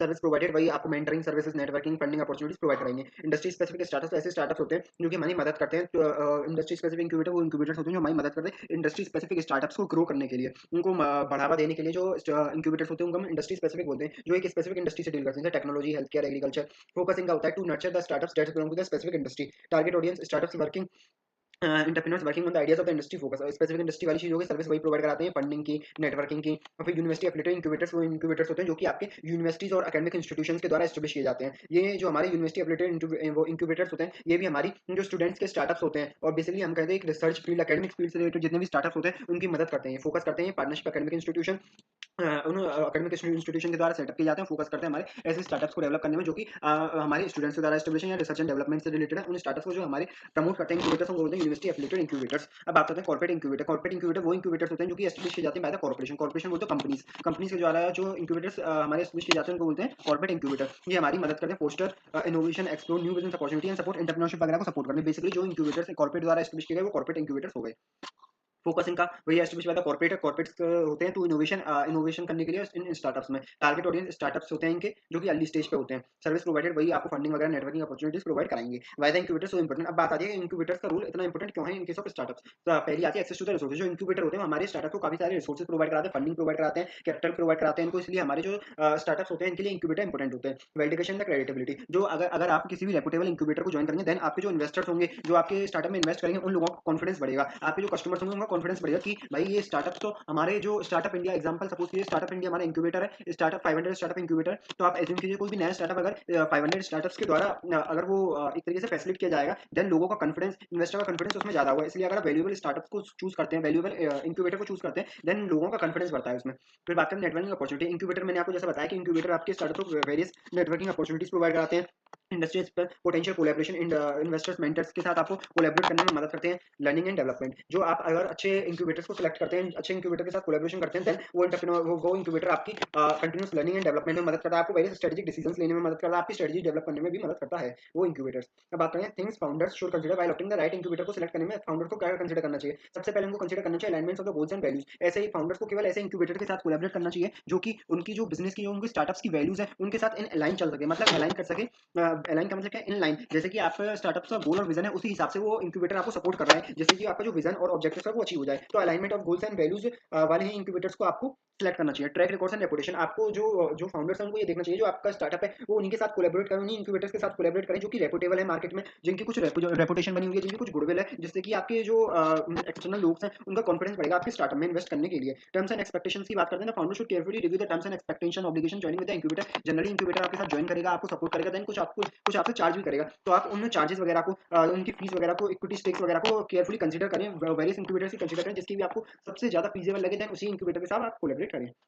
अब बात करते हैं emerging trend in the incubator. Incubator में कौन कौन से ये बेसिकली हम कहते हैं टाइप्स ऑफ इंक्यूबेटर है। देखो सबसे पहले आप आते हैं इंपैक्ट इंक्यूबेटर। ये ऐसे इंक्यूबेटर्स होते हैं जो कि आपका इंपैक्ट डालते हैं इन द स्टार्टअप्स में toward addressing the social issues, economic, environmental issues and humanitarian challenges. मतलब ऐसे ये ऐसे इंक्यूबेटर्स होते हैं जो कि काम करते हैं स्टार्टअप्स के साथ जुड़ने के बाद सोशल जो हमारी प्रॉब्लम्स हैं, एनवायरमेंटल हमारी प्रॉब्लम्स है, ह्यूमैनिटेरियन चैलेंजेस हैं, इन चीजों पे वो हमारे काम करते हैं impact incubators. Virtual incubators. Virtual incubator ऐसे इंक्यूबेटर्स होते हैं जो आपको वर्चुअल मोड पे इंक्यूबेशन की सर्विस प्रोवाइड कराते हैं। जैसे कि हम कहें कि डिजिटल मोड पे आपको इंक्यूबेशन की सर्विस प्रोवाइड कराएं, जैसे आपको मेंटरशिप प्रोग्राम चलाने हैं आपकी डिजिटल टेक्नोलॉजी की मदद से। जैसे कि एग्जांपल है 500 स्टार्टअप्स आपका। कॉर्पोरेट इंक्यूबेटर एक्सीलरेटर आपको बताया, जो कि एक इंक्यूबेटर एक्सीलरेटर लार्ज कॉर्पोरेट्स के द्वारा चलाए जाते हैं, उनको बोलते हैं कॉर्पोरेट इंक्यूबेटर्स। ये हमारे, अब हमने बात करी इंपैक्ट इंक्यूबेटर जो हमारे सोशल और एनवायरमेंटल इश्यूज को कंसर्न करते हैं। वर्चुअल इंक्यूबेटर जो वर्चुअल मोड पे सर्विस प्रोवाइड करेंगे। कॉर्पोरेट इंक्यूबेटर जो इंक्यूबेटर हमारे कॉर्पोरेट्स के द्वारा एस्टेब्लिश किए जाते हैं। एग्जांपल ऑफ इंक्यूबेटर्स दे रखे हैं, जैसे ग्लोबल इंक्यूबेटर्स है हमारे वाई कॉम्बिनेटर। वाई कॉम्बिनेटर की कुछ एग्जांपल है जो वाई कॉम्बिनेटर ने स्टार्टअप्स को नरिश किया है, तो है एएनएफ, स्ट्राइप, ड्रॉपबॉक्स। ऐसे टेकस्टार हमारा बहुत अच्छा ही इंक्यूबेटर है, उसके हमारे कुछ एग्जांपल दे रहे हैं। 500 स्टार्टअप के एग्जांपल है। इंडियन इंक्यूबेटर वो इंडियन एंजल नेटवर्क है, इसके जो द्वारा स्टार्टअप एस्टेब्लिश किए गए हैं वो है Dhruva, web hotels, web engage, ऐसे कुछ स्टार्टअप्स हैं। टी हब अपना इंडिया का इंक्यूबेटर है। आप सभी को इन इंक्यूबेटर्स में सबसे बेस्ट इंक्यूबेटर जो होगा वो सिलेक्ट करना है। अब बात करते हैं एक्सीलेटर की। देखो एक्सीलेटर का मतलब क्या होता है? एक्सीलेटर का मतलब वो होता है कि एक ऐसी ऑर्गेनाइजेशन, ऐसी इंटरप्राइज, ऐसी हम कह सकते हैं संस्था जो आपको एक तरीके से एक्सेलरेट तरीके से, मतलब फास्ट तरीके से आपको इंक्यूबेशन की सर्विस प्रोवाइड कराएं। इंक्यूबेशन की सर्विस मतलब आपको वही सारी चीजें प्रोवाइड कराएं, फंडिंग प्रोवाइड कराएं, आपको मेंटरशिप प्रोवाइड कराएं, नेटवर्किंग अपॉर्चुनिटीज प्रोवाइड कराएं, but in the fast manner में प्रोवाइड कराएं। Like unlike the incubator which provide the broad support over the extended period, accelerator offers more intensive और structure program typically lasting several month. Difference between the incubator accelerator में ये आता है हमारा point. Incubator अपनी service long period of time के लिए provide कराते हैं, जबकि जो एक्सेलरेटर होते हैं वो हमारी limited period of time, सर्वल months तक ही हमारी जो सर्विस है वो प्रोवाइड कराते हैं अपनी। Accelerator programmes aims to rapidly increase the growth of the startup by providing, हमने बात करी थी आपसे, ये रैपिड इंक्रीज करते हैं स्टार्टअप की ग्रोथ को बाय प्रोवाइडिंग देयर सर्विसेज। अब बात करते हैं entrepreneur can learn the wide range of the various skills and knowledge. वही बात आ गई, हमारा एंटरप्रेन्योर क्या क्या सीख सकता है? बिजनेस स्ट्रेटजी एंड प्लानिंग में हमारी मदद करते हैं, स्ट्रेटेजिक डेवलपमेंट में हमारी मदद करते हैं। एक्सेलरेटर प्रोडक्ट डेवलपमेंट इनोवेशन, नई नई चीजें हमको बताते हैं जिससे कि हम अच्छे प्रोडक्ट में चेंजेस कर सकते हैं। सेल्स एंड मार्केटिंग के लिए हमको स्ट्रेटजीज बताते हैं accelerator. Financial market end fund raising में हमारी मदद करते हैं। Seed fund, venture capitalist fund हमको ये प्रोवाइड कराते हैं। लीडिंग एंड टीम बिल्डिंग में हमारी मदद करते हैं। नेटवर्किंग में हमारी वेरियस कोलैबोरेशन कराते हैं विद वेरियस एंटरप्राइजेस के साथ, कॉर्पोरेट्स के साथ। पिचिंग एंड कम्युनिकेशन में हमारी मदद करते हैं। Resilience and adaptability, changing as पर चेंजिंग एनवायरनमेंट और सेटबैक में भी हमारी मदद करते हैं ये accelerator. Difference between incubator and accelerator, focus होता है इनका अर्ली स्टेज ऑफ स्टार्टअप्स पे, या और एक्सीलरेटर के केस में इनका फोकस होता है केवल उन स्टार्टअप्स पे जो स्टार्टअप अपने प्रोडक्ट को डेवलप कर चुके हैं। Intensively support early stage of startup to rapid accelerate growth, इसमें जो वर्ड आएगा हमारा एक्सीलरेट करते हैं ग्रोथ को। अब ड्यूरेशन होती है इनकी लॉन्ग टर्म ड्यूरेशन होती है, इनकी शॉर्ट टर्म की ड्यूरेशन होती है। इंटेंसिटी लेस स्ट्रक्चर्ड प्रोग्राम होता है इनका, ऑफन स्ट्रक्चर्ड प्रोग्राम होता है। Stage of startup early stage पे वो करते हैं काम, और ये करते हैं जब स्टार्टअप अपने प्रोडक्ट एंड सर्विस डेवलप कर चुका होता है। देन जो हमारा रोल आता है वो आता है एक्सीलरेटर का। जैसे सपोज कीजिए किसी स्टार्टअप ने प्रोडक्ट एंड सर्विसेज लॉन्च नहीं किए हैं, देन उस केस में उसको इंक्यूबेटर के पास जाना चाहिए। अगर उसने अपने प्रोडक्ट एंड सर्विसेज लॉन्च कर चुका है वो मार्केट में, देन उस केस में उसको एक्सीलरेटर के पास जाना चाहिए। Services provided, broad range of service, ये भी प्रोवाइड करेंगे, ये भी प्रोवाइड करेंगे। आउटकम, ये नर्चर करेंगे अपने स्टार्टअप को, ये नर्चर करेंगे, ये एक्सेलरेट करेंगे, मतलब अच्छे बहुत ही फास्ट तरीके से स्टार्टअप को ग्रो करेंगे। Investment, they do not provide direct investment, direct investment नहीं करते, बट जो एक्सेलरेट होते हैं वो डायरेक्ट इन्वेस्टमेंट आपको प्रोवाइड करते हैं as a way of seed funding. Entering as an incubator, वही सब चीज लिखी गई है। आपका इनोवाटेक के बारे में हमने बताया कि इनोवाटेक कैसे इंक्यूबेटर के रूप में अपने आपको एस्टेब्लिश करा उसने, और कैसे वो एक्सेलरेटर के रूप में अपने आपको एस्टेब्लिश कर सकता है। ये दोनों आपके एग्जांपल दे रखे हैं, इनको रीड कर सकते हैं। Selecting the incubator and the accelerator, अब आप इंक्यूबेटर या एक्सेलरेटर जो भी सिलेक्ट कर रहे हैं तो उसको कैसे सिलेक्ट करें? सबसे पहले आपको ध्यान रखना है स्टेज ऑफ डेवलपमेंट। अगर आपने अपना प्रोडक्ट और सर्विस डेवलप कर लिया है, देन आपको जाना चाहिए एक्सेलरेटर के पास। अगर आपका प्रोडक्ट और सर्विस डेवलप नहीं हुआ है, देन आपको जाना चाहिए इंक्यूबेटर के पास। फोकस एंड एक्सपर्टीज, अगर आपको लग रहा है कि आप जो हमारा एक्सपर्टीज है वो एक्सेलरेटर के पास है, देन आपको एक्सेलरेटर के पास जाना चाहिए। अगर आपको लगता है एक्सपर्टीज इंक्यूबेटर के पास, तो इंक्यूबेटर के पास जाइए। Resources and support services, entrepreneur should carefully value the support and service provided by the incubator और एक्सेलरेटर। जिसकी भी आपको ज्यादा रिसोर्सेज सर्विसेज जिसकी ज्यादा लग रही है उसी के पास आप जाइए। ट्रैक रिकॉर्ड एंड रेपुटेशन, जिसकी अच्छी रेपुटेशन उसी के पास जाइए। Problem structure and duration, programme structure and duration, अगर आप चाहते हैं कि आपका स्टार्टअप जल्दी ग्रो करे तो एक्सेलरेटर के पास जाइए। आप चाहते हैं कि धीरे धीरे कंटिन्यूस ग्रोथ करे तो आप जाइए इंक्यूबेटर के पास। List of famous incubator and accelerator के एग्जांपल रखें। वाई कॉम्बिनेटर ग्लोबल इंक्यूबेटर होता है हमारा, मोस्ट प्रेस्टिजियस एक्सेलरेटर प्रोग्राम चलाता है, ग्लोबली चलाता है हमारा। इसके बारे में आप पढ़ सकते हैं। सिलेक्शन, मतलब ये स्टार्टअप्स वगैरह को सीड फंडिंग भी प्रोवाइड करता है, मेंटरशिप प्रोवाइड कराता है। ऐसे ही हमारी ग्लोबल स्टार, टेक स्टार हो गए, 500 स्टार्टअप हो गए, केवल रीड करना है इनको। इंडियन इंजन नेटवर्क इंडिया का हो गया हमारा, टी हब, स्टेशन, ऐसे काफी सारे हमारे वो दे रखे हैं आपको इंक्यूबेटर और एक्सेलरेटर के एग्जांपल।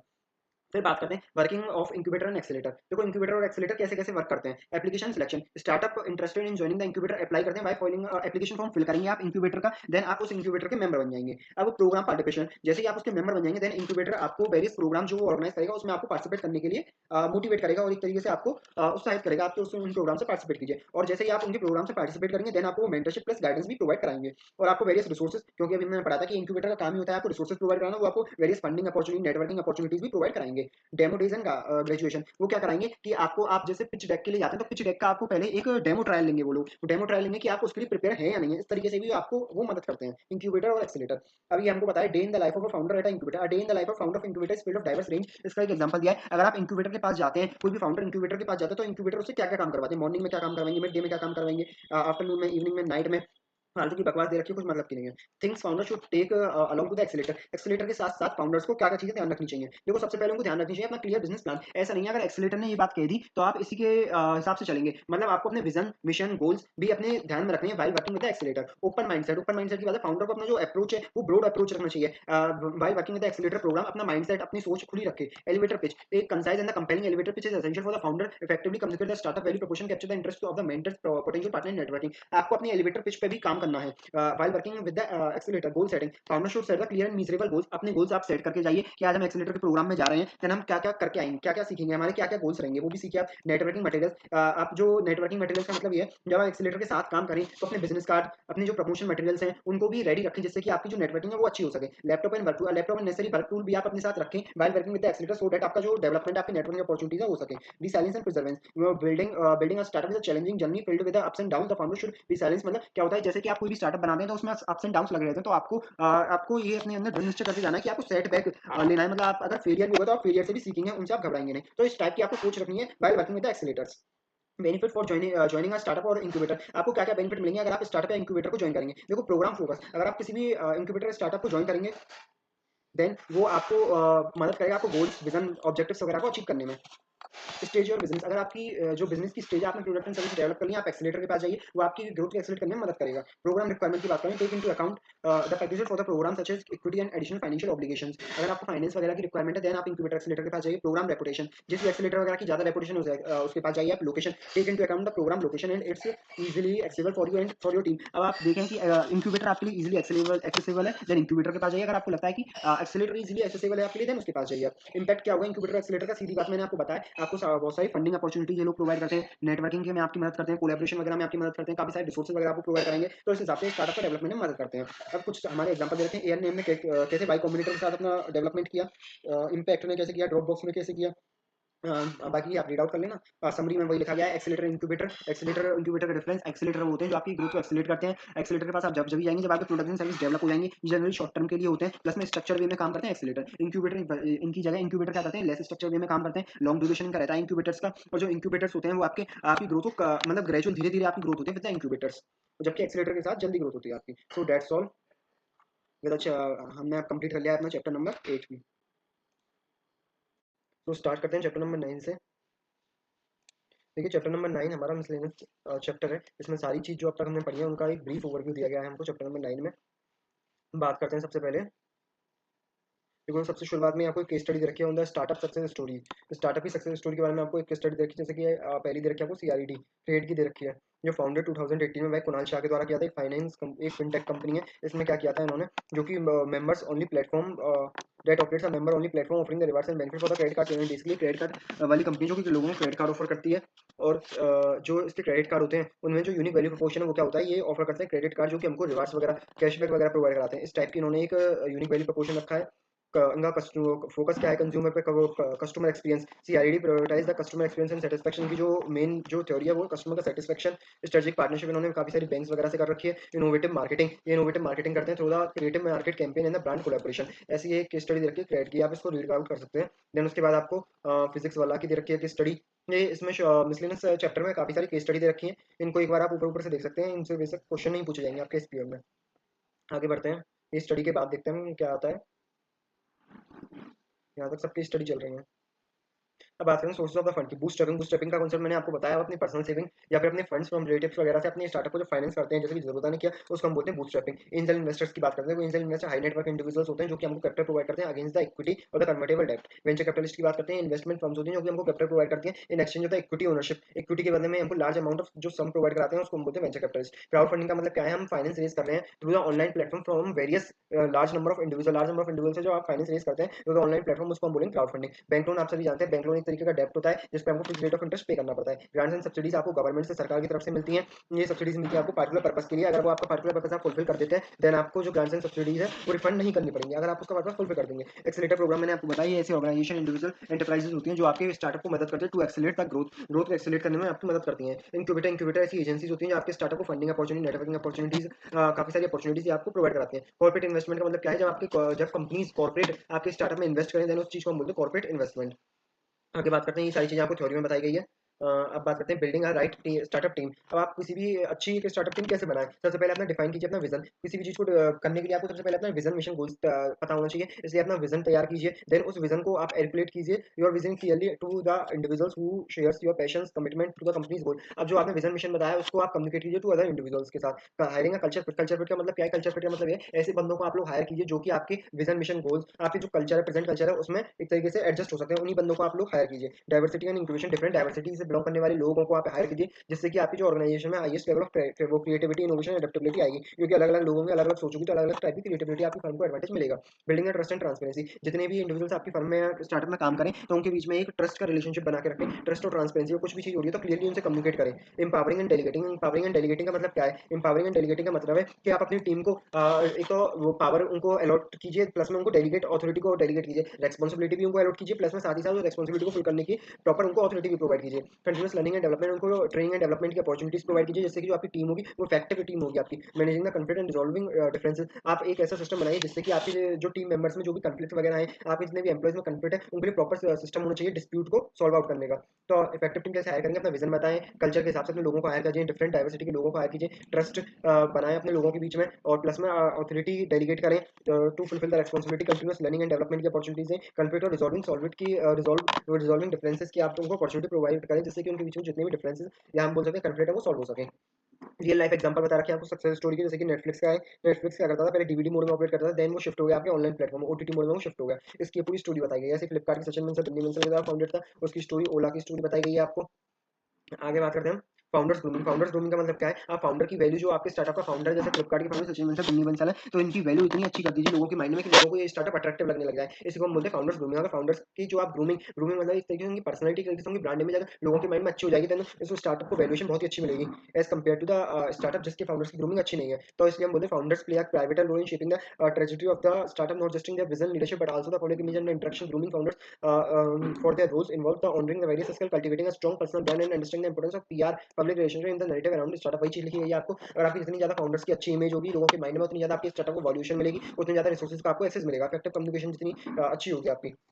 अब बात करें, देखो फाउंडर्स की ग्रूमिंग है, जब फाउंडर्स की जो वैल्यू है लोगों के माइंड में अच्छी होगी, देन आपको काफी सारे रिसोर्सेज का एक्सेस मिलेगा, नेटवर्किंग अपॉर्चुनिटीज आपकी बहुत सारी अच्छी हो जाएंगी। अब बात करें role of PR agencies in grooming the founder, मतलब पब्लिक रिलेशनशिप की जो एजेंसीज होती है उनका क्या रोल होता है in grooming the founders value, founders की इमेज को अच्छा करने में जो पब्लिक रिलेशन का क्या महत्व होता है? देखो पब्लिक रिलेशन का बहुत बड़ा महत्व होता है in grooming the founders, in grooming founder. अब बात करते हैं क्या क्या रोल होता है, बिल्डिंग द पर्सनल ब्रांड। अब जैसे ही आप जितने भी आपकी public relationship with the public relationship जितना आपकी अच्छी होगी, जितनी आपकी पब्लिक रिलेशनशिप एजेंसी आपकी जो रिलेशन है विद द कस्टमर्स उनको प्रमोट करेंगी, देन आपका जो ब्रांड है, जो आपका स्टार्टअप का जो ब्रांड है वो और एस्टेब्लिश होगा इन the market. Establishing the credibility, establishing the credibility का मतलब क्या है? जैसे ही पब्लिक रिलेशनशिप एक्टिविटीज जो होती हैं, मीडिया इंटरव्यू, स्पीकिंग एंगेजमेंट, इनके थ्रू आपकी जो स्टार्टअप की जो क्रेडिबिलिटी है, ये लोगों के दिमाग में जो ट्रस्ट है, जो आपके स्टार्टअप के टुवर्ड्स, वो और अच्छा होगा, फेथ उनकी और ज्यादा बढ़ेगा कि आपका स्टार्टअप काफी टाइम से एस्टेब्लिश है, इसलिए उनकी क्रेडिबिलिटी बढ़ेगी। मैनेजिंग द रेपुटेशन, अगर आपकी पब्लिक रिलेशनशिप अच्छी होगी, देन आपकी जो बिजनेस की रेपुटेशन है वो भी मार्केट में काफी अच्छी होगी। Driving the growth and visibility, आप सीधी बात है आपकी मार्केट में इमेज अच्छी है, लोग कंपटीटर से प्रोडक्ट खरीदने की बजाय आपसे प्रोडक्ट खरीदेंगे, तो आपकी सीधी बात है ग्रोथ होगी।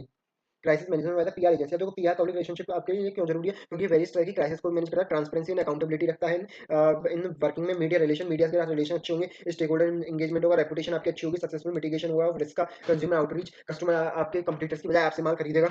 ऐसे ही आपको काफी सारे एग्जांपल दे रखा है पीआर के। उबर का एग्जांपल दे रखा है, जॉनसन जॉनसन का दे रखा है, सैमसंग का दे रखा है।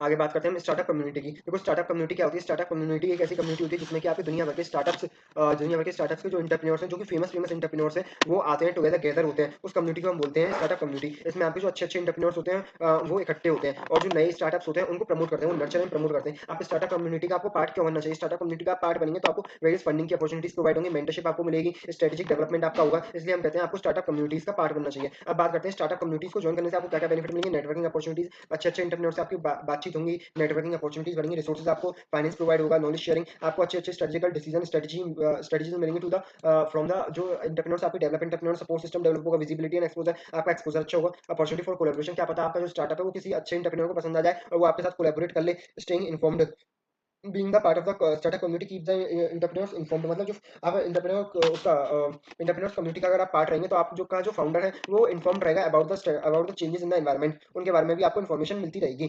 सम की things to know before joining the startup community, startup community को ज्वाइन करने से पहले आपको क्या क्या चीजें ध्यान में रखनी चाहिए? Familiarise yourself with the startup jargon. Startup jargon का मतलब ये है कि आपको जो इंडस्ट्री स्पेसिफिक टर्मिनोलॉजीज है, या फिर हम बोल सकते हैं की टर्म्स हैं, उनके बारे में आपको जानकारी होनी चाहिए before joining the startup communities. Research industry trend, मतलब आपके अंदर एक ऐसी जो जागरूकता होनी चाहिए कि आपको नई नई चीजें खोजने लेने की एक तरीके से उत्सुकता होनी चाहिए। आपको अपनी इंडस्ट्री के बारे में सारी चीज़ें पता होनी चाहिए और प्लस में जो चीज़ें नहीं पता है आपको अपनी इंडस्ट्री के बारे में, उनके बारे में रिसर्च करना चाहिए। डेवलप द नेटवर्किंग स्किल, आपको स्टार्टअप कम्युनिटी जॉइन करने से पहले अपनी नेटवर्किंग स्किल पर काम करना है, प्लस में अपनी जो नेटवर्किंग स्किल है उसको हाईली स्पेशलाइज़ करना है, जिससे कि आपको नेटवर्किंग अपॉर्चुनिटीज़ प्रोवाइड हो सके। प्रिपेयर योर एलिवेटर पिच, अपनी एलिवेटर पिच को तैयार करें before joining the startup community, क्योंकि आप अगर अपनी एलिवेटर को पिच तैयार करके रखेंगे तो आप within a period of 30 second to 2 minutes अपनी स्टार्टअप को शॉर्ट एंड कंसाइज वे में टू द अनदर इन्वेस्टर के सामने प्रेजेंट कर सकते हैं, जिससे कि आपको फंडिंग मिलने में बहुत मदद मिलेगी। बिल्ड अ पर्सनल ब्रांड, आप क्या कीजिए, अपने जो ब्रांड है before joining the startup community, जो आपका ब्रांड है उसको एक तरीके से इतना अच्छा कर दीजिए, लोगों के दिमाग में इतनी उसकी इमेज सेट कर दिए, जिससे कि आपके नाम से ही, जैसे लेंसकार्ट ने क्या किया था, लेंसकार्ट ने अपने नाम से ही लोगों के दिमाग में स्पेक्टिकल्स की जो इमेज है वो बहुत हाईली एक तरीके से होता है प्रीमियम की तरफ मोड़ दी, प्रीमियमनेस ला दी वो उसमें स्पेक्टिकल्स की फील्ड में। तो इसी हिसाब से आपको अपनी पर्सनल ब्रांड डेवलप करनी है before joining the startup communities. Example दे रखे हैं स्टार्टअप कम्युनिटी से, गूगल फॉर द स्टार्टअप्स को रीड आउट कर लेना एक बार। ग्रोथ मेंटर, ये आपके एग्जांपल है, फालतू के एग्जांपल दे रखे हैं। एग्जिट स्ट्रेटजीज की बात करते हैं, कोई भी स्टार्टअप जब अपनी चरम सीमा पे पहुंच जाता है, मतलब फाउंडर्स का लगता है कि अब इसमें इस स्टार्टअप में इतनी ग्रोथ नहीं है, या फिर उनके हिसाब से अब उतना आरओआई, रिटर्न ऑन इन्वेस्टमेंट क्या होता है कि आपकी जो इन्वेस्टमेंट पे मिलने वाला जो प्रॉफिट है वो उतना नहीं आ पाएगा, तो वो जनरली फाउंडर्स क्या करते हैं, अपने वो शेयर्स होते हैं उनको बेचते किस तरीके से, अपनी एग्जिट स्ट्रेटजीज के थ्रू। एग्जिट स्ट्रेटजी क्या होती है, एग्जिट स्ट्रेटजी वो स्ट्रेटजीज होती है जिसके थ्रू जो हमारे फाउंडर्स होते हैं वो अपने स्टार्टअप्स को छोड़ जाते हैं, मतलब एक तरीके से लीव करते हैं, बेसिकली अपना जो पैसा है उसको भुना ले जाते हैं। अब हम बोलते हैं एग्जिट स्ट्रेटजी क्या क्या है आपकी, एक्विजिशन। देखो एक्विजिशन वो स्ट्रेटजी होती है जिसमें आपको कोई और अनदर ऑर्गेनाइजेशन होती है वो आपको एक्वायर कर लेती है, पूरी स्टार्टअप को आपको एक्वायर कर लेगी।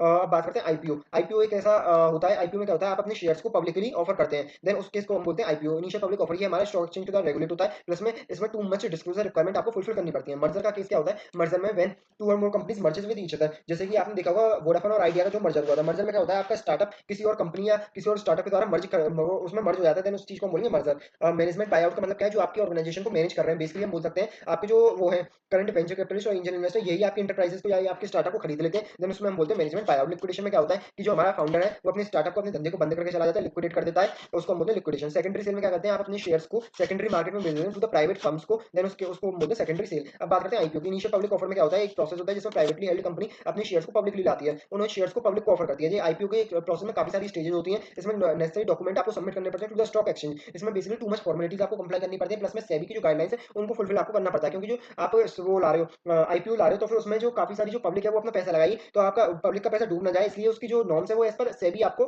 फुलफिल करने पड़ेंगे। अब फिर हम बात करते हैं, once the document is prepared, the company files the IPO registration statement with the SEBI, which reviews the filing, ensure the compliance and regulatory requirement during the period is known as quit period। कोई period वो period होता है जिसमें हमारी जो startup होता है अपने नेसेसरी डॉक्यूमेंट सेबी को जमा कराती है, उस पीरियड को हम बोलते हैं क्विट पीरियड। अब हमने बात करी आफ्टर द आईपीओ, आईपीओ आने के बाद जो प्राइवेटली हेल्ड शेयर्स है वो पब्लिकली हेल्ड हो जाते हैं, और जो हमारे इस तरीके से जो फाउंडर्स है वो अपनी जो स्टार्टअप है उसको बेच जाते हैं, बेचने का मतलब अपनी इक्विटी को पब्लिक को दे जाते हैं। अब बात करते हैं हम जोमेटो। जोमेटो एक ऐसे ही जोमेटो ने क्या किया, एक ऑनलाइन फूड डिलीवरी प्लेटफॉर्म आप सभी जानते हैं, उसका जो आईपीओ आया था वो ओवर सब्सक्राइब, नियरली 40 टाइम्स उसका आईपीओ ओवर सब्सक्राइब हुआ था। ओवर सब्सक्राइब का मतलब है वो आपके जो लोग पब्लिक थी, पब्लिक ने 40 टाइम्स ज्यादा उस शेयर को, एक लॉट को 40 टाइम्स ज्यादा उस शेयर को परचेस करने की कोशिश करी, इस चीज को हम बोलते हैं 40 टाइम ओवर सब्सक्राइब हुआ था। तो इसका मतलब है कि जोमेटो का जो स्टॉक था, जो शेयर था, वो पब्लिक को बहुत ही अच्छा लगा था, इस हिसाब से आप अपने शेयर को पब्लिकली लाके भी आप अपने स्टार्टअप में से लीव आउट कर सकते हैं। तो यही आपको समरी के रूप में दे रखा है, आपकी आप कैसे कैसे फंड रेज करते हैं, कैसे कैसे क्या क्या आपकी एग्जिट स्ट्रेटजीज होती हैं, कैसे आप स्टार्टअप कम्युनिटीज को ज्वाइन करते हैं, क्या क्या आपको ध्यान में रखना चाहिए before joining the startup communities. So that's all. देखो मैंने आपको इस सीरीज में आपका जो एसपीएम का set D, entrepreneurship startup and ecosystem का पेपर नंबर 3 है, वो मैंने आपको करा के दिया है। मेरे आपसे इतनी तो गारंटी है, अगर आप मेरी इन वीडियोस को एक या दो बार अगर आप रिवीजन कर लेंगे इनसे, तो गारंटी से आप अपने एसपीएम एग्जाम को क्लियर कर लेंगे। सो मिलते हैं अपने नए सेशन में। आज के लिए बस इतना ही।